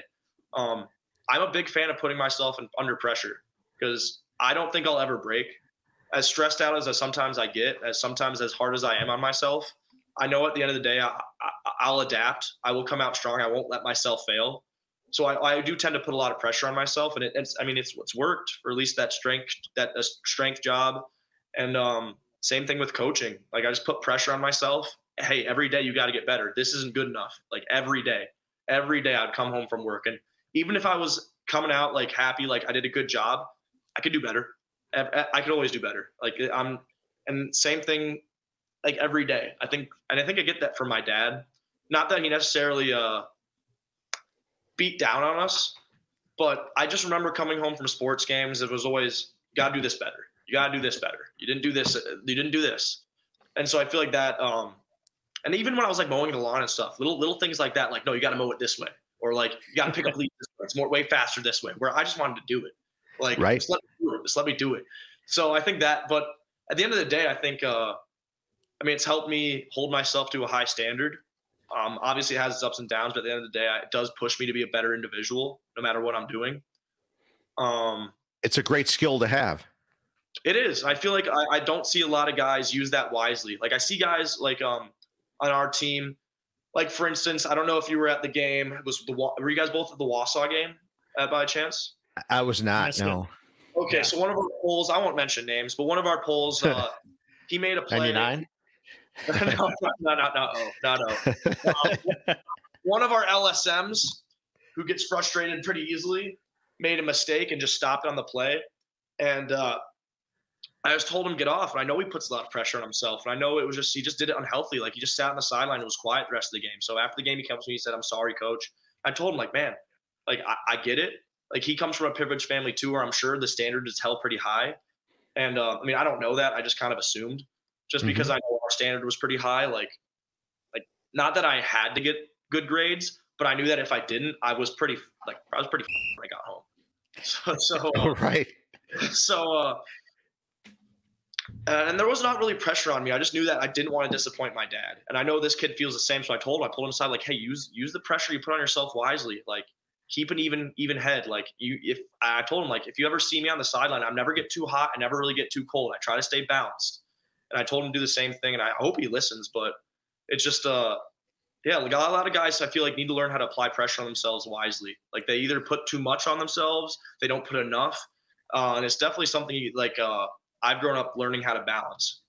It's something that you use your whole entire life. It really, it's a skill. Obviously, I'm old enough to be your dad. So is Tosh. We have a few years under our belt, but the lessons apply. What you're talking about right now, I use in my everyday life as well. 100%. Absolutely. Hey, I got to ask. So 6 years of Latin. Who takes 6 years of Latin? Dude, what year are we in right now? Is this 1787 or? Okay. So I guess going back to like growing up. So 4th grade, New Jersey. Then 5th grade, we move out to Michigan. That's my dad's biggest contract. I think he pulled $30 million out of that contract. Jeez, yes. And as a kid, we lived in a nice house in New Jersey, but when we moved to Michigan, I was like, whoa, it was pretty sick. Like we got I hate to say we lived in a mansion, but we borderline like lived in a mansion. Like, and it was honestly, I was never a fan of it. Obviously, it was sick. I took advantage of it as a kid, but it always made me feel insecure having people over, wondering, is this person coming over because of my house, because of my dad? Are these people hanging out because of my dad? Like, I had my mom telling me that sometimes. She's like, hey, I know you like this kid, but I have a feeling just from his parents and how they talk to us and how he talks to you that he might just be hanging out with you because he's just a big fan of your dad, of my husband. And yeah. Right. So something, at least when I grew up with, like, that's always kind of hung over my shoulder a little bit. It's always something I've tried to be aware of. As I gotten older, I've obviously cared less. Obviously my dad's not irrelevant, but not many people know who my dad is anymore, which is really nice. Right. It's your time. It's your time now. Yeah. It is, exactly. But yeah, so the Latin, so when he had that big contract, I got to go to arguably one of the best middle schools in the country. It was actually one of the best school systems, period. So they have K through 12, and it's basically like a college campus of K through 12. They have a science building. They have a history building. It's called Cranbrook Kingswood. It's a really big school in Michigan. So I went there and I went to an all boys school. I took Latin from, so 7 years of Latin. So from 6th to 8th grade and then 9th to 12th. But 9th to 12th was a joke. I learned more language in the 3 years of middle school than I learned in the entire 4 years of high school Latin. It's incredible that you took Latin. We were talking earlier about being history buffs, and I love Thomas Jefferson in that era. And Thomas Jefferson insisted that his kids take X amount of years of Latin. So I think you could have been a Jefferson, maybe. It was very useful for ACTs, very useful for SATs, and very useful for the MCAT. Nice. All right. Hey, going back, let's talk a little bit about, obviously you want to kind of highlight a little bit of the lacrosse side with you. And you said you started playing lacrosse in middle school. What brought you into lacrosse? Why did that click for you? So last few years I've lived in New Jersey. Obviously people like live and breathe lacrosse there. So I was passing lacrosse stick, never really had a passion for it, but that was like what my neighbors were doing. Like they all had like those wall balls, or not the wall balls, the rebounders in the back of their yards. So obviously like I see them having one, I got to get one. So we got one and I'm getting reps. I was like, I really like this. So year after I moved to Florida, and then I went to a school where there was about 50 kids per grade. So year one, I'm already on the varsity squad. So I had to improve. I had to improve or I was screwed. But I loved it. It was the one sport where I was actually scoring goals, because after elementary school, I played goalie in soccer. So I missed putting the ball in the back of the net. And this was my one way to do so. So I loved it. I've always loved like the culture of lacrosse. It's such a beautiful sport. So you continue, you said you played soccer, you played lacrosse. You are done with high school and you go to Clemson. Yeah. So side note too, I also played 1 year of golf, 1 year of football, and then I've always like casually played volleyball. That's nice. Again, that goes back to what we talked about, the multiple sports and how it makes you a better player in everything you do. And man, really, I've only got this body to be able to do this stuff for so long. I'm going to do as much as I can. Absolutely. Yeah. So what was Clemson like? I mean, I went to state colleges. What was Clemson like? Just crazy? Dude, it was awesome. Everyone loves like when you're on that campus, you just love that you're there. I mean, everyone's like, even guys from up north, like you go down there, you spend 1 year there and you come out with a Southern draw, you come out with like a Southern attitude, you come out a little nicer. The culture down in Clemson is phenomenal. Like I still carry some of that culture with me when I coach, when I interact with other people. Like one thing that I like, even my buddy who's an assistant coach down in Georgia for lacrosse team, he uses, and I use this quote all the time, but best is the standard. Like your best should be the standard. Like, right. And you can take that as many ways as you want, but like when you show up, you should be giving your best. Like that should be like expected, like that, and yeah. And again, that goes back to if I feel like I didn't give my best, I go back, I got to adjust. I got to do better, So, but Clemson was phenomenal. Again, but I feel like I was always complacent until about maybe like 4 years ago. I just kind of took everything for granted. It was just, I was supposed to go to college. Clemson looked cool. Yeah. Send me to Clemson. I didn't care. And that's one thing. I I didn't disrespect money. I obviously knew we were wealthy. I like to hide that we were wealthy, but at the same time, I still was like, I didn't really value how much I guess my parents invested into us when it comes to education. When it came to, I didn't realize. I guess until I was on my own, I didn't realize how expensive it all is and how other people worked so hard for the opportunities that I was just pretty much handed, like just straight up handed for getting a 3.8 and doing what my parents told me to do. I didn't excel by any means. I just did what I was supposed to do, and even throughout college, I just did what I was supposed to do. Like I don't remember really. I mean, I remember studying, but I don't remember like stressing out too much over studying. I just remember doing what I was supposed to do, get the grades I was supposed to get, and that was it. I was supposed to graduate, be totally fine. And that's just not how it works. And it took me, unfortunately, but I'm glad I learned it. It took me until I graduated to realize that.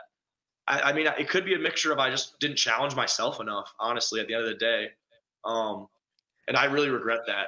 Like, if I could go back and do my college experience all over again, I would have challenged myself a lot more. Okay. But that's why I always, when I talk to my athletes, like, don't get complacent, because that's the one thing that you'll look back on and be like, I really wish I could have put more effort into everything. Everything I could have done, I wish I could have put just that much more effort into it. And not that I would change where I am today, but I think things would be a little bit different if I just put a little bit more effort in, you know? Danny, it's called maturity. You got to grow up. You got to learn the experiences. It never, that same thing that we just talked about, that stuff just never stops. You know, you can have regrets, but man, you're just learning every day, just trying to get better every single day. That's all you can really do when you go at this life. We've been talking a little bit about kind of all over the place. Let's pull in this year. Let's talk about lacrosse this year. You're hired. You know, I know you were looking to be an assistant, and I remember some of the conversations that they're having. And, but I remember that first meeting, you were meeting in my classroom, and you meet all the parents and the players. and I kind of remember one thing. It was kind of like an excitement that you had, this energy that was kind of, it was infectious. So how is that something? I mean, I see it when we're talking with you today as well. Is that something that you've always had, or is that something that is, like you said, with maturity over the last several years, has really kind of taken off? I think I've always been excited to be involved, but this is the first time I've really been a true leader, I think. And I was really excited to see how I could do that. And it was my first year. I had a good mixture of confidence and unconfidence. Like, there were some times I'd show up, oh yeah, I got this. And then I stand in front of the parents. I'm like, oh, well, like, what? I got to make sure I say everything right. Like, they're all looking at me. Like, what do I do? Even at the last meeting when we had our banquet at Holidays, like, it was the difference between when I spoke to them in the start of the year and at Holidays was I could look everyone in the eye. I could kind of I could joke. I could kind of relax a little bit. Obviously, I got a little bit excited. I tend to get excited when I talk, but it was vastly different from when I started. And definitely the maturity thing, I was excited to lead these guys. Like, I don't know. I just love sports so much, man, and especially being involved with a group of young men. I feel like growing up, I never had really a young guy I looked up to, and I'm really excited that I can be that for other guys. Hey, Danny, I'm curious in your process when you find out you're going to be an assistant, but no, you're going to be the head coach instead. What do you do immediately after that process leading up to the season? I mean, how do you turn yourself into a head lacrosse coach? What are you reading books? Are you studying film? Like what's your process? So I talked to my buddy, the guy I mentioned in Georgia. He's 3 or 4 years older than me, but was one of my best friends in college. He's a really prominent assistant coach. They actually just won states in Georgia this year. Wow. So I obviously talked to him. We would FaceTime maybe like once or twice a week, just tell him how the practice, like the once a week practices we had on Sundays would go. Basically just things I needed to work on. So like, I mean, he would tell me like slide packages. He'd tell me X's and O's. I'm still getting better at that day by day. That stuff honestly is more challenging to me. Not as much anymore, but it was really challenging me to get started. Because again, I thought about lacrosse in 3 to 4 years since I graduated. So again, I didn't really I had to go from, all right, maybe I just can specialize in like one or two things to help the team out, to, all right, we got to know as much as possible. We got to be like, every day we got to watch some sort of film. We got to look up some sort of YouTube video involving some sort of drill. Like I just got to be ready. I mean, I just wanted to be the coach that I wanted growing up. And that's the same way when I train my athletes. I want to be the trainer I wish I had. I want to be the a figure I wish I could have looked up to, or the person that I could have had an outlet to. Like I was always just an insecure kid going about my reps. I didn't have someone who was, I'm not to toot my own horn here, but like I work really hard to be in shape, to be an animal. I guess I work really hard to be an animal, man. And I never had that to look up to. Like I had my dad, but I didn't really appreciate how much of an animal he was. I got to see him, like when I was a kid, I didn't appreciate it. And when I was a high schooler, he was retired. So I was like, this old guy doesn't do squat anymore. Like, right. I want to ask you about your routine, but just your philosophy on coaching is something I appreciate as a dad. I had two kids that one played soccer, one played lacrosse. Obviously Eric's going through the same thing with hockey. And we've been around coaches. You see all kinds of youth coaches. Some are better than others. And at the end of the day, the X's and O's come. That's not what's important. It's what you're teaching it. It's being a mentor, being a role model, teaching these guys. I mean, we all know this. None of these kids are going to be in the PLL, or none of these kids are going to be in the NHL. These kids are going to be lucky to play college. You know, there's a handful of them that are playing college.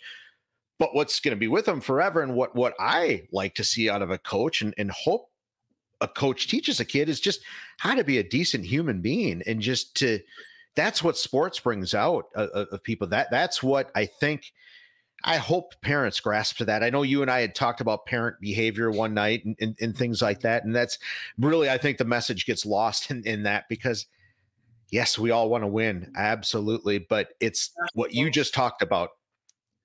That's life. 100%.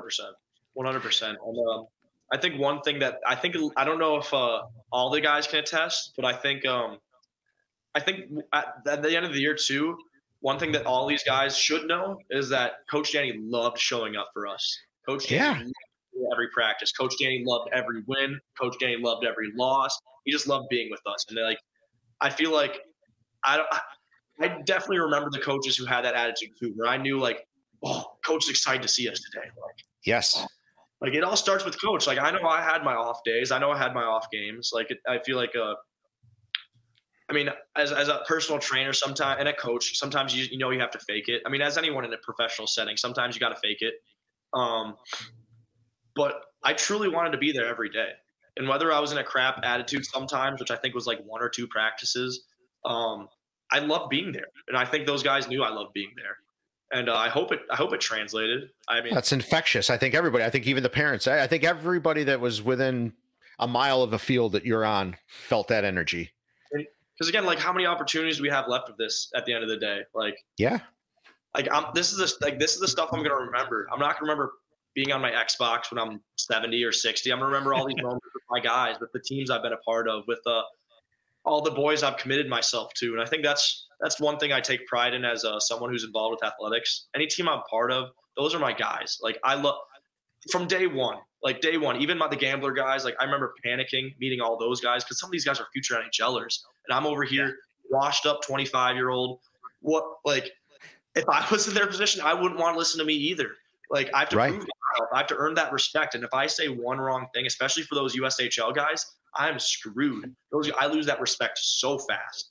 So, at least with same thing with these high school guys. I know, especially with some of the seniors, if I say the wrong thing, or if I not go down to their level, but if I like show them like I'm one of the boys, not your head coach. Like there's obviously a good balance, but I could lose respect really fast. And that's, as a young coach, I feel like that's part of the game I have to play.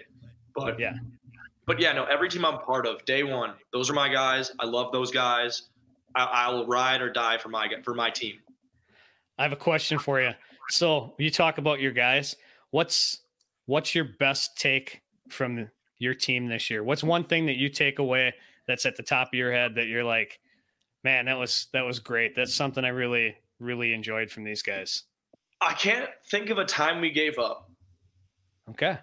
I can't think of a time where I was disappointed in our after I was maybe disappointed in some of our guys' efforts, but if one guy's effort wasn't there, there was a guy ready and willing to take his spot.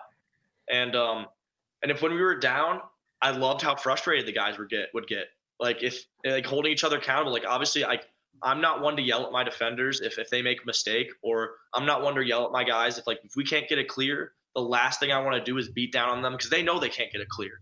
Like I was the same way. Like if coach pulled me off and I know that I did something wrong and he tells me what I did wrong, like you're just telling me what I already know, man. Like I would get more pissed. And nowadays it's different. I wasn't as mature, obviously, but so I get that. So I'm not gonna. Well, plus the parents have you covered. I mean, they're letting the player know that they screwed up as well, so you're good. I don't need to beat down on them more than everyone else is going to. But I love that they would hold each other accountable. Like That's awesome. They understood that injuries were going on. Like we understand that people might be playing out of position, but from whistle to whistle, these guys fought. And obviously there were quarters where, especially with our numbers, guys would get tired and good teams would let us have it. But we never just took down and let teams beat on us.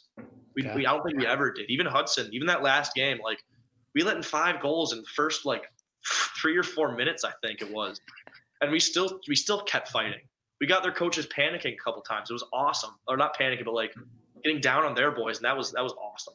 So what do you take from this team that you possibly bring to the next team next year? I think the one thing that could improve this team is being a little bit more together, being a bit more unified. I know we're Appleton United, but the gap between the seniors and juniors and the younger guys was huge this year. Okay. At least in terms of communication, in terms of brotherhood in general. And I think in next year, just bring that more of togetherness, where everyone's cheering for each other. It's not just certain players. For instance, I know some of our younger guys didn't like a couple of our attackmen just because they wouldn't talk to them.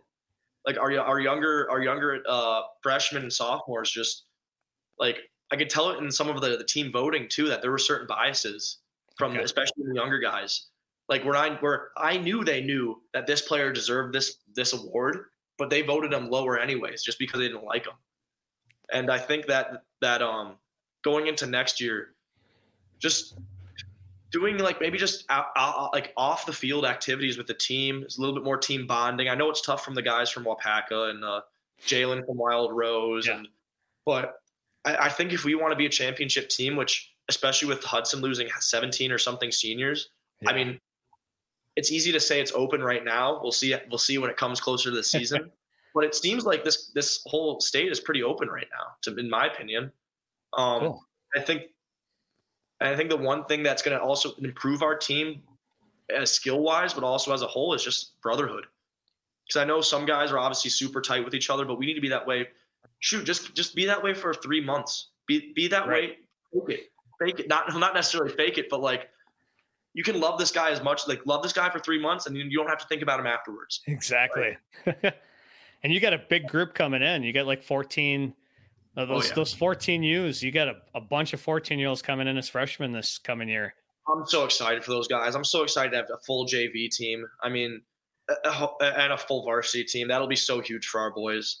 And I think one thing too, sorry, my cat's going crazy. The one thing too I want more of next year is, I mean, I know it's tough with us guys being pulled from all different directions, but just being more unified from the ALC to the Appleton United. I went to a few games and I saw guys whose brothers were at games or guys who were reffing, but I wish the team would just go to these games, or maybe I should have organized it a little bit more, but get guys together, go watch a hockey game, go watch our youth guys play, go watch something as a team, maybe preseason we get all across.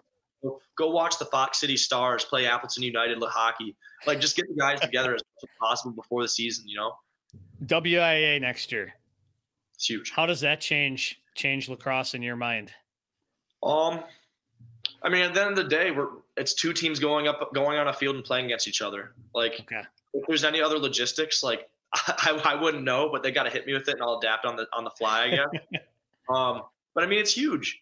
Other than that, from a team culture aspect, we could bring something to school year one if we really could put our minds to it. That could be incredible. And I feel if we can make an impact early and convince all these schools in the area that people are really liking lacrosse in the area, it could make waves going years down the line. I mean, I know financial barriers, same thing with hockey, but it seems like hockey culture is just still, regardless of the financial barriers, people are still willing to do anything to get their kids on ice. And that's, I feel like, one of the big barriers. I know this year, I think just from our team culture, we actually got some of the football players who are friends with other football players to come out this year. Like I know, one kid from Appleton North just messaged me today being like, "Coach, I'm excited to come out next year." Like, nice. Dude, that's good to hear. I mean, that's the kid that's been a struggle for the growth of lacrosse here, especially is the football players and the football coaches, frankly, buying into lacrosse. It's new to them. They don't understand the sport. They don't trust that the kids are working hard. But that's not the case. The kids are working hard. It is a real sport. And the crossover, in my opinion, especially when it comes to footwork and angles and things like that, the translation between football and lacrosse is it's identical almost. 100%. And then, like, how can you argue with it when you have, coaches like Bill Belichick who pull lacrosse players? Right. Like, even in state, people like football coaches would know, like Win Stang of McQuantigo or Will McDonald of Hudson. Like, absolutely. Obviously, those are pretty extreme examples. But even from our team, like, our best players are not our best defenders, and usually our best guys are multi-sport athletes, but the guys who are the most physical are our football players. So those are the guys getting the ground balls. Those are the guys laying body. Those are the guys playing decent defense for the most part. Right. Yeah. The two sports really translate well. And, you know, I don't know how many football coaches are going to listen to this podcast, but I would, you're losing a golden opportunity. That there's room for both sports. Absolutely. No doubt about that. Well, hey, Danny, I am curious about your workout. We've, talked about it. You certainly train people, but you specifically, you're a warrior, man. You're insane. What is a day in the life of your workout routine? And yeah, for those listeners, if you don't have Danny on Instagram, go on Instagram and you can see the serious amount of weight that this guy's throwing around. Yeah, it's absolutely crazy. So, like I said, after college, I was kind of doing I just started training, not training, but working out, like doing a classic bro split. You got your push pull legs, 3x10s of the classic exercise that anyone, when you first go to the gym, picks up: bench press, rows, curls, squat, the basics. So I did that for a few years, got into pretty, like, I wouldn't say like athletic shape, but I had a good frame. I put on a decent amount of muscle, had a successful hypertrophy phase for like 3 or 4 years. And then bodybuilding and doing those just wasn't enough. I needed to be competitive. I wasn't playing sports anymore after when COVID happened. So I just started grinding, man. I just started lifting. When I'm on the field, especially after college, I did not like other people doing better than me. I still don't like people doing better than me. If I see someone in the gym who's doing more than me, it still gets me irked. Like, I like being the guy in the gym. Whether other people think it or not, I like to think I am. I think we can have you on again at some point, especially once lacrosse season rolls around, and start talking about the upcoming season and get some more insight. And this was fabulous. This is great getting to know you. Can't wait to get this out. It's late, but I thank you guys. So it's fun talking to you fellas.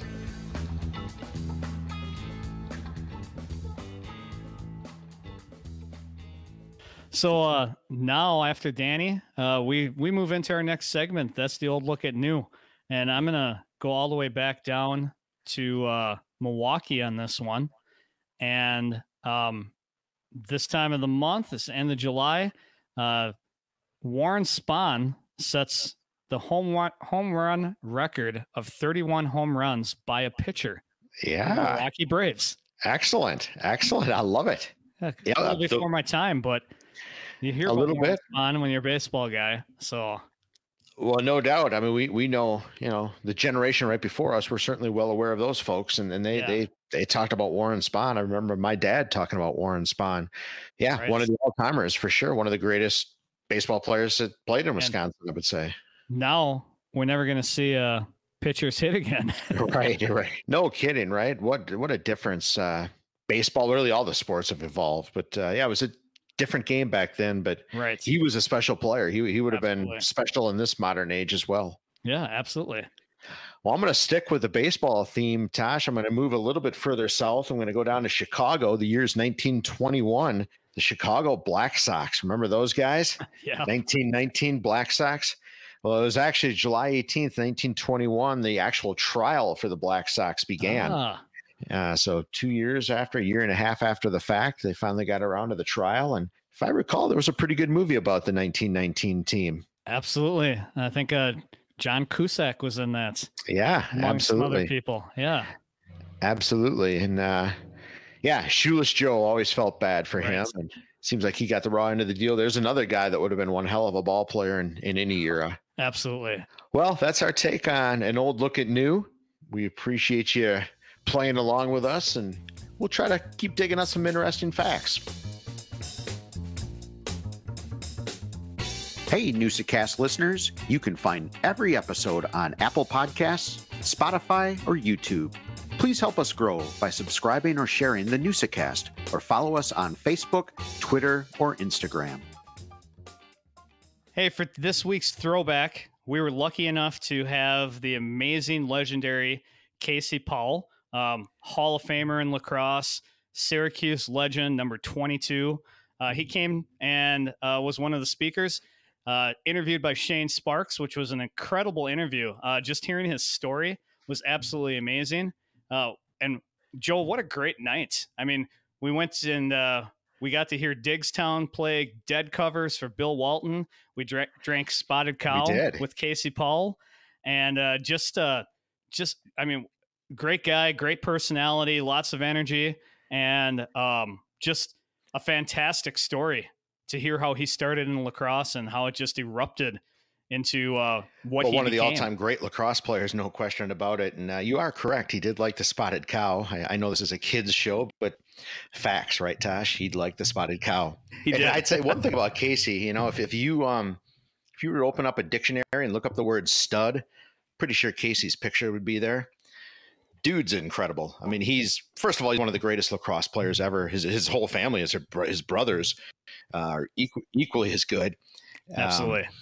He's starting this new speed lacrosse. It's making that kind of a quicker version of lacrosse, a little smaller field, just get more people exposed to the sport of lacrosse. He's all about giving back, very similar to what our mission is with Newsa and Red Smith. Give back to the youth, give them opportunities, and that's what Casey's doing. You can't forget his amazing company, Powell Lacrosse Company, as well. Absolutely. Some fantastic sticks, merch. I mean, you name it. They're doing everything right now. Yeah, he really is. I mean, it's a true lacrosse family, an East Coast lacrosse family. You're right. We're very fortunate to, one, with these throwbacks. So that's, like we said in one of the earlier podcasts, this is really what started this whole thing, was these throwbacks. So we get the opportunity to relive April 2022 when we were at Fox Cities Convention Center. So we get to sit back, we get to listen to this, and we actually get to view this as well. If you go to our YouTube channel, we're moving up in the world, the Newsa-Cast YouTube channel, where this will be, we had the curlers last week. That's still up there, the full interview. And we're going to have Casey, full interview as well. So sit back and enjoy Casey Powell.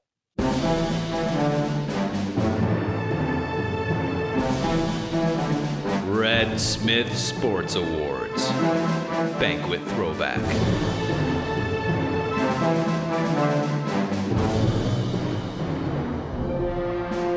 Red Smith Award, of course, goes to someone who has made some unique contributions to sport in Wisconsin, and also epitomizes the great values that Red Smith exhibited. Let's give a Red Smith welcome.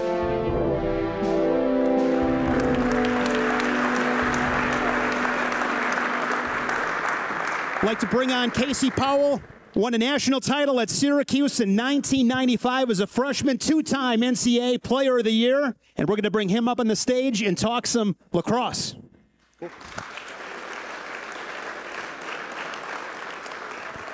All right. What is it about lacrosse that makes it one of the best sports, in your opinion?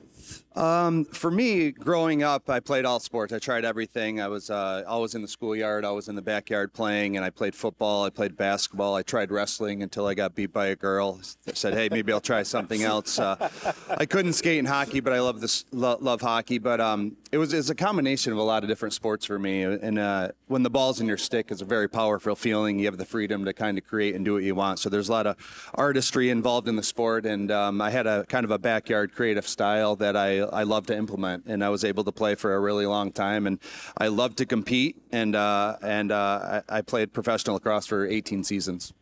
I heard a podcast with you. You and I were talking earlier, and I thought it was super interesting how you got your start in lacrosse. Everybody's got a story. Yours is, I think, pretty interesting, how you started. Yeah, I grew up in northern New York State near the Canadian border, a small town called Carthage. It was a paper mill town, much like Appleton. My father and his brothers worked in the paper mill. My grandfather worked in the paper mill. And we lived in the house in a small village, the house right next to the elementary school. And every single gym class, we had a guy named Mr. March. We played dodgeball. Every single class, we played dodgeball. I showed up to 5th grade, and Mr. March wasn't there anymore. And I looked to my left, and all of a sudden, this big hotshot 24-year-old guy with the bike shorts on, the socks pulled up to his knees. His name was Coach Quattro. He comes walking into the gym, and he demands attention right away. He was military in a crew cut, and he goes, "Hey, everybody, I'm Coach Quattro. You can call me Coach 2-4 or Coach V." He goes, "I'll tell you what, one thing we're never, ever going to do again is play dodgeball." And we're like, whoa. And we couldn't believe it. But Coach Quattro quickly became a hero of ours. If we were playing wiffle ball, or if we were playing football, he'd be the all-time quarterback, and he'd narrate the games. And he made every day feel like a Super Bowl, and or a World Series or a World Championship. He made it feel important, and so we really looked forward to that. And I had 2 younger brothers in the same elementary school, one in 5th grade, one in 3rd grade, and one in 1st grade. So we all had the same teacher and the same lesson. And one day he brought in a lacrosse stick, and the closest lacrosse is there's a lot of lacrosse in Syracuse, which is about 90 miles away, but that was the closest lacrosse, so we'd never been exposed to it before. And he brought in a stick. He had never played lacrosse, but he came from called Cortland State University, a great physical education school, and he gave us a lesson on it, and we were intrigued by it. He told us it was invented by the Native American Indians, and it's a combination of a lot of sports in one. And that night at the dinner table, we went home to my dad, and my dad came home from the paper mill, and we talked about lacrosse, and we explained to him what we had learned that day, and how cool it was to handle this stick and what it felt like in our hands, and we just kind of kept being intrigued by it. And for the next 2 weeks, we were playing kind of a variation of lacrosse, passing, catching, and ground balls. And my dad, who was a big hunter, sold one of his shotguns one day, unbeknownst to us, and came home with 3 lacrosse sticks. So we were the first 3 kids in our town to have a stick. And the fact that we lived next door to the elementary school, there was brick walls everywhere. So we started going and throwing the ball up against the wall. And over the course of a couple weeks, a couple friends showed up with sticks, and a couple more and a couple more. And we just created this kind of backyard lacrosse game nightly. My parents would drink beer and cook burgers, and the neighbors would come over, and we would use a picnic table as the goal. And my dad's bass fishing net, we tie a hole in it tie a knot in it to be the goalie stick, and we just playing without really knowing the rules. So for 3 years, we played kind of freelance lacrosse, knowing very little about the game, but just knowing that we enjoyed it, and we would compete with each other to see how many times we could catch it off the wall in 60 seconds, and see how many catches in a row that myself and my brothers could get, and we just loved it. Every pair of shorts I had, my mom would create a piece of yarn and put it in one side the other, and we'd have a holster. So we'd slide our stick in, and we just fell in love with the stick and fell in love with the sport. And it was Coach Quattro that said, "Hey, I'm the baseball coach," which is another spring sport. We were all baseball players too, and he said, "There's a big interest here. All my athletes are now wanting to play lacrosse. I'm going to become the lacrosse coach," and that's how lacrosse started at our school. How important was it for you? We're talking mid to late 80s. You got a couple younger brothers. The whole neighborhood's playing. And that was very interesting to me, because when I listened to that podcast, you spoke about you guys playing by yourselves. It wasn't orchestrated by parents. You played it, love of the game. You guys just figured it out. I think that's kind of lost these days. Take me back to the mid-'80s in those times. Yeah, I really do. It is lost, and I know there's some lacrosse players here, and it was great to meet some of the next generation of players. But as I flew into Appleton today, I saw there's a ton of grass around, and for me, that's a ton of opportunity for the local lacrosse community to get better, and that's where my brothers and I built our passion, and that's where we fine-tuned our game. It wasn't anybody else's dream or vision. Nobody in the town and knew anything about the sport. We just fell in love with it very organically, and just really enjoyed playing catch. Still to this day, it's my brother Mike will say, hey, let's go out and have a talk. So we'd always, as brothers, go out and just talk and throw the ball around. And then when the neighbors showed up, it'd be go time. And the nightly games would end with a fight or, some sort of celebration. And that's how, or darkness is basically how the games would end. But we fell in love with it. And your dad was a man of few words. Yeah, he didn't say much. I quickly, when we did start, my first time playing organized lacrosse was 8th grade, and then I played varsity 9th grade. And 4 years later, I was my senior year. I was riding in the back of my car, and my mom was our hypester, and my dad never said anything. And I sat in the back seat in the middle, and I put my feet up. My brother Mike was over here. My brother Ryan was here. And I'd put my legs up through the middle because I'd worked so hard, my legs would cramp up. And I tapped my dad on the shoulder, and he looks back, and I go, Dad, how'd I do? He goes, not bad. I go, Dad, I just broke the all-time national high school scoring record. And he doesn't say anything, and 2 miles later pulls into Carvel Ice Cream and goes, get whatever you want. I was like, wow. I was like, yes, Dad's proud of me. So today I equate success to a root beer float. So. Did you dream of playing at Syracuse in high school? How did that path shape itself? I did. That was my first exposure. I remember walking into the Carrier Dome for the first time ever. It was in 1998, and there's these two twin brothers from Victoria, Columbia, the Gate brothers, who we feel are the best ever. They were our idols. They wore the same number that I wear, and it was just electric. The swagger that they had, the coach was a Hall of Famer, the music was blaring, it was the largest crowd in NCAA lacrosse, and I knew from that moment that's where I wanted to be. So I would literally go in the backyard and believe that I was Gary Gate. I would mimic all his moves. My brother Ryan was his twin brother, Paul Gate, and my youngest brother Mike would always be the opposing team's goalie, so we'd stick him in there. Do you remember meeting those guys for the first time? I do. It was an interaction in the stands. And got their autograph, and just the eye contact made a huge impact on me. And that's what I've always tried to. That was a big lesson that I learned. That's what I want to be. I want to be an ambassador of the game, and I want to help possibly some other player do what I can do, or do what I did, and chase their dream and follow their dream. So that was a really big impact. And still, when I'm friends with them now today, but they still have that impact on me. What was it like? You're a big hitter coming out of high school. You had that scoring record. Everybody knows about you. Go to a powerhouse in Syracuse. What was it like as a freshman being on that team? Well, I remember I moved to Canada to play box lacrosse for the summer. I lived with a family in Toronto, Ontario, and played box lacrosse, and the Canadians hated me. I was a hyped-up American. They knew I was on scholarship to Syracuse, and they kicked the crap out of me. But that helped me in the long run. So I got to Syracuse. I was in tip-top condition. I was toughened up. I fine-tuned my game, and I was ready to go. So I made an impact in the fall.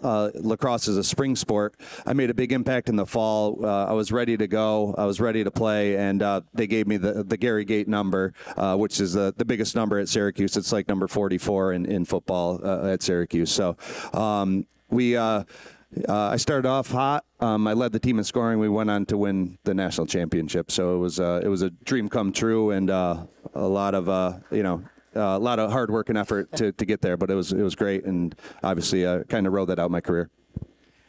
You had so many great moments at Syracuse. Two-time Player of the Year. You win the national title as a freshman. Give me your top 3 moments that you'll forever remember with that jersey. Number one was in 2006. I'm in London, Ontario, playing for Team USA, and it's the 20 best players in the country. And I look to my right, and I see my brother Ryan. I look to my left, and I saw my brother Mike, and that was certainly the greatest moment. We had a huge following, parents, girlfriends, cousins we didn't know we had, where everybody showed up to support us. But that was definitely the best. And then just winning a national championship, and then watching my brothers follow behind me. When I went to Syracuse, I set the all-time scoring record. 2 years later, when I was out playing professional lacrosse, my brother Ryan was a senior, and with 19 seconds left in the national championship, he tied the record. And then with 4 years later, my brother Mike beat it. So we hear that every Thanksgiving from my brother Mike. So.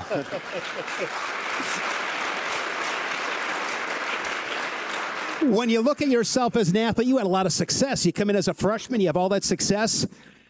Was there a moment where the switch was flipped, where you understood what it truly meant to be great, or do you feel like you had that when you showed up?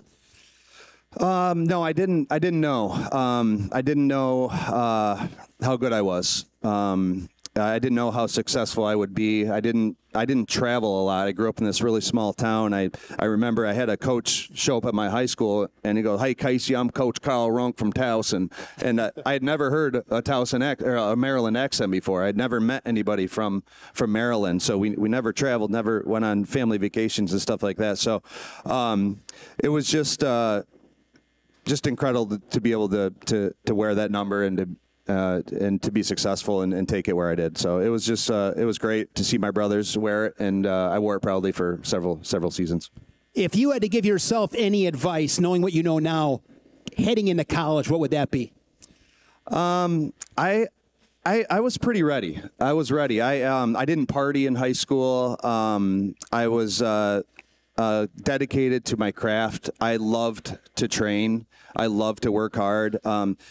It's still with me to this day, and that's what my dad taught me. I watched him every day, put his work boots on and grab his lunch pail, and he'd come back all covered in smut and black, and so he worked hard, and I appreciated that. And my dad always said, to us, use your head so you don't have to use your back. And we were the first ones to kind of take lacrosse and use it to go on to college, and we've made our living off it now. We own a lacrosse company together, and it's completely changed our life, not only myself, but my whole family. What coach has had the biggest impact on you? Coach Fenequatro, Coach V, and then at Syracuse, the greatest man that I've ever met, his name is Coach Roy Simmons, who was Jim Brown's roommate, and Roy Simmons, the first, was Jim Brown's head coach. And lacrosse isn't known by everybody, but every time I'm on an airplane, and I start talking with somebody and they ask me what I do, I get the same response. And they say, "You know who the best ever is, don't you?" And it's Jim Brown. That's the one thing a lot of people know about lacrosse is Jim Brown. And I remember the last time I ever heard that comment was that I came home after a loss, and somebody said, "You know who the best ever is?" And I go, "Jim Brown? I broke all his records." And I and I kind of turned. But I've been very fortunate to I played on 13 different professional teams. There's 2 professional leagues, so indoor and outdoor. And I've had the fortunate opportunity to play on 4 national teams, and I've played for the very best coaches to ever coach. So that's what I do now. I run a training academy and I coach, and I've taken the lessons I've learned and try to implement it to my coaching style. What was most rewarding in your professional career? I won 3 Major League Lacrosse championships, but certainly the greatest honor was of those 13 professional teams, I was named captain to 11 of them, and it was never for what I said. It was for the way I showed up and the way I represented myself, and the will to win and the will to be successful. I went hard as I possibly could every single practice, from the start of line drills till the end of practice, and that became part of who I was, and people, by the end knew what they were getting when I was stepping on the field. Leroy Butler going into the Hall of Fame. You're in the Hall of Fame. What's that like? It's amazing. I would rather be in the NFL Hall of Fame, to be honest with you. But yes, both my brothers and I have made it to the Hall of Fame, and I just feel very fortunate and lucky. It's a very cool and awesome award. But to me, lacrosse is about the relationships and the experiences. So in hindsight, all the bus trips, all the locker room, all the friends that I have, and all the great memories and the great times. So I forgot a lot of the games, and to me, it's not about the awards. It's about what it's done for my life. And you are still super heavily involved. You have a foundation. What do you have going on with that right now, making an impact? Yeah, when I retired in 2014, they did call me Brett Favre because I came out of retirement 3 times. But I have a foundation called the Casey Powell World Lacrosse Foundation, and we support, we share, support, and inspire. We share the game with other communities and other countries. We support injured and sick lacrosse players, kids going through cancer and spinal cord injuries, and we inspire more kids to play. So I'm heavily active in that. It's my passion. I do a lot of hospital visits for young men, and we create a network of support around families that are going through tough times. And for me, that's more important than anything I've ever done on the lacrosse field. Where's the game at right now? Because just doing some reading, as I said before, I'm not an expert in lacrosse. But you talk about indoor lacrosse, outdoor lacrosse. You invented speed lacrosse. Tell us about that. Yeah, there's box lacrosse, and box lacrosse is much tougher. It's the Canadian style of the game, and you have to understand that these Canadian guys are really pissed off that they didn't make it to the NHL, and they're like, oh shit, I'm gonna make 50 grand now playing box lacrosse. So it's a big difference. So it's a much tougher version. But there's a brand new league called the Premier Lacrosse League, and it's has a lot of backing, and right now it's kind of a NASCAR tour that's sending it around and trying to continue to gain interest in the sport and make it more mainstream. And I started speed lacrosse as a replica of my backyard. I thought, in hindsight, that's where my passion and that's where I fine-tuned my game, as I mentioned before. So I started a 3-on-3 version of the game with the dimensions almost the same size as my backyard. It's 40 yards long and 20 yards wide, and we use a softball. We play it without pads, and you can play it in snowbanks. You can play it on the beach. You can play it on a basketball court, and it's just a fun way to get a lot of touches. It's a great workout, but it's a great way to work on your creativity. And it's you don't have to buy a $300 helmet and gloves and sticks unless you buy it from our lacrosse company, Powell Lacrosse. But it's just a way for get more people to try the game and sample it. And now that I'm older and not playing lacrosse anymore, I still play speed lacrosse because it's less physical and I've been beat up enough. Have a good handful of young lacrosse players in the audience tonight. What advice would you give to them if you want to be great at lacrosse? If you are 15 years old, what should you be spending your time on? Well, I mentioned it to obviously your stick skills are the most important, and you need to build a relationship with your stick. And when I was inducted to the Hall of Fame, I remember I went back to my hometown and I walked up to my wall and I got a picture taken with me touching the wall. And I wrote a letter to my best friend, the wall. And the wall was always there for me. Whether it was raining or snowing, the wall always passed back to me, and that was the truth. So it became I was really into training and being better. If I saw my brothers, I'd go out there. But when my brother Ryan, his senior year, when I walked to pick him up before he tied the record, I went and picked him up. And brought him home for Christmas break. And I walked, hey, Ryan, let's go to Billy's and drink some beers. He goes, no, I'm on a mission. So I went to Billy's and drank some beers. And Ryan, I woke up the next morning. I was, hey, Mom, where's Ryan? Ryan's outside in the snow right now. He's running snowbanks and playing wall ball. And he went on this absolute mission. And he throughout Christmas break, few times a day, he was doing something to work out, playing basketball, lifting weights outside in the snow. And he gets back to Syracuse. And when you get back in the spring, you have a couple weeks to kind of frog around and get your classes going and, meet your friends and all that kind of stuff. Well, Ryan didn't go out. And Ryan started jogging to classes, and Ryan started going on the turf. His buddies would get back from the bar, and they'd see him out under the lights or running stairs in the Carrier Dome. And after a few days, the team talked about it, and they said, hey, Ryan's on a mission. He's our team captain. Let's stop partying. Let's stop going out. And fast forward, to Memorial Day weekend, as you talked about, with 19 seconds left, he tied the record. So my advice is, if you want to be successful, you got to go on a mission. You have to sacrifice, and you have to dedicate everything to what you believe in and where you want to go and what you want to do. Any regrets? One regret I have is my final college game. My coach, Simmons, who was my hero, I scored a goal in every single game except the last one. And we lost 10-9, and Princeton went on to win the national championship. The reason I melted down is he told me, and only me, before the game, that he was going to retire after this Final Four. And that day, it made me realize that it's not about the sport. And I was sad. and I played that game sad, and I didn't care as much about the game for once. So my regret is I wish I could have won Coach Simmons his 7th national championship. You're a father now. You have a daughter, Belle, I believe, 15 years old. And in the spirit of this banquet, I want to ask you what your philosophy is. I mean, you're one of the all-time greats. How do you parent your young daughter who plays the sport? Well, during just a quick little story about Bella, during the 2006 World Championships, my wife at the time was pregnant. And she was up in Canada with us, with the whole posse, and we were playing against Team Japan. And I looked over on the sidelines, and my brother's girlfriends were waving me, and I knew what that meant. So during the middle of the game, I jumped the fence and hopped in the car with them, and Bella was born in Canada during the World Championships. So that was really cool. She's grown up. I pulled her out of my bags. I used to play box lacrosse in Madison Square Garden.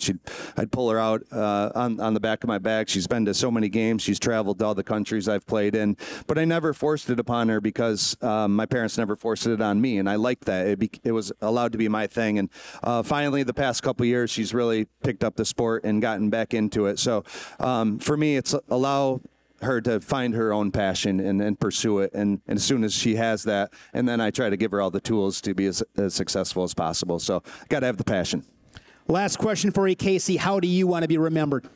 I want to be remembered as a lacrosse ambassador. That's what I've done. Lacrosse has made such a huge impact on my life, my family's life. It's opened up an entire new world to the entire Powell family. So I try to pass that along, and I want to be remembered as a guy who's made an impact and got more people to play the game, and hopefully those kids will go on and make a big impact. Fantastic. Thanks so much. Casey Powell, ladies and gentlemen.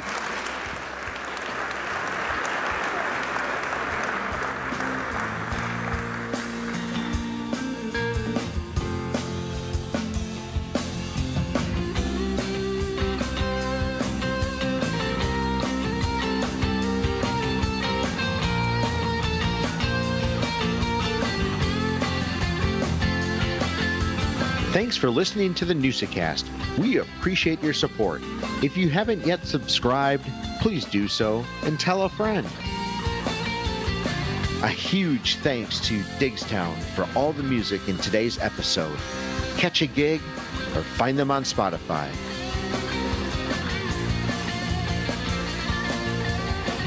Northeastern Wisconsin Sports Advancement is a 501c3 organization. Our mission is to raise money, provide support, and create awareness for youth sports organizations in northeastern Wisconsin. We do this primarily through the Red Smith Sports Award Banquet and the Newsa-Cast. Each year, we give back to the community through 3 initiatives: the Every Kid Plays, the Gives Back Initiative, and scholarships to student athletes.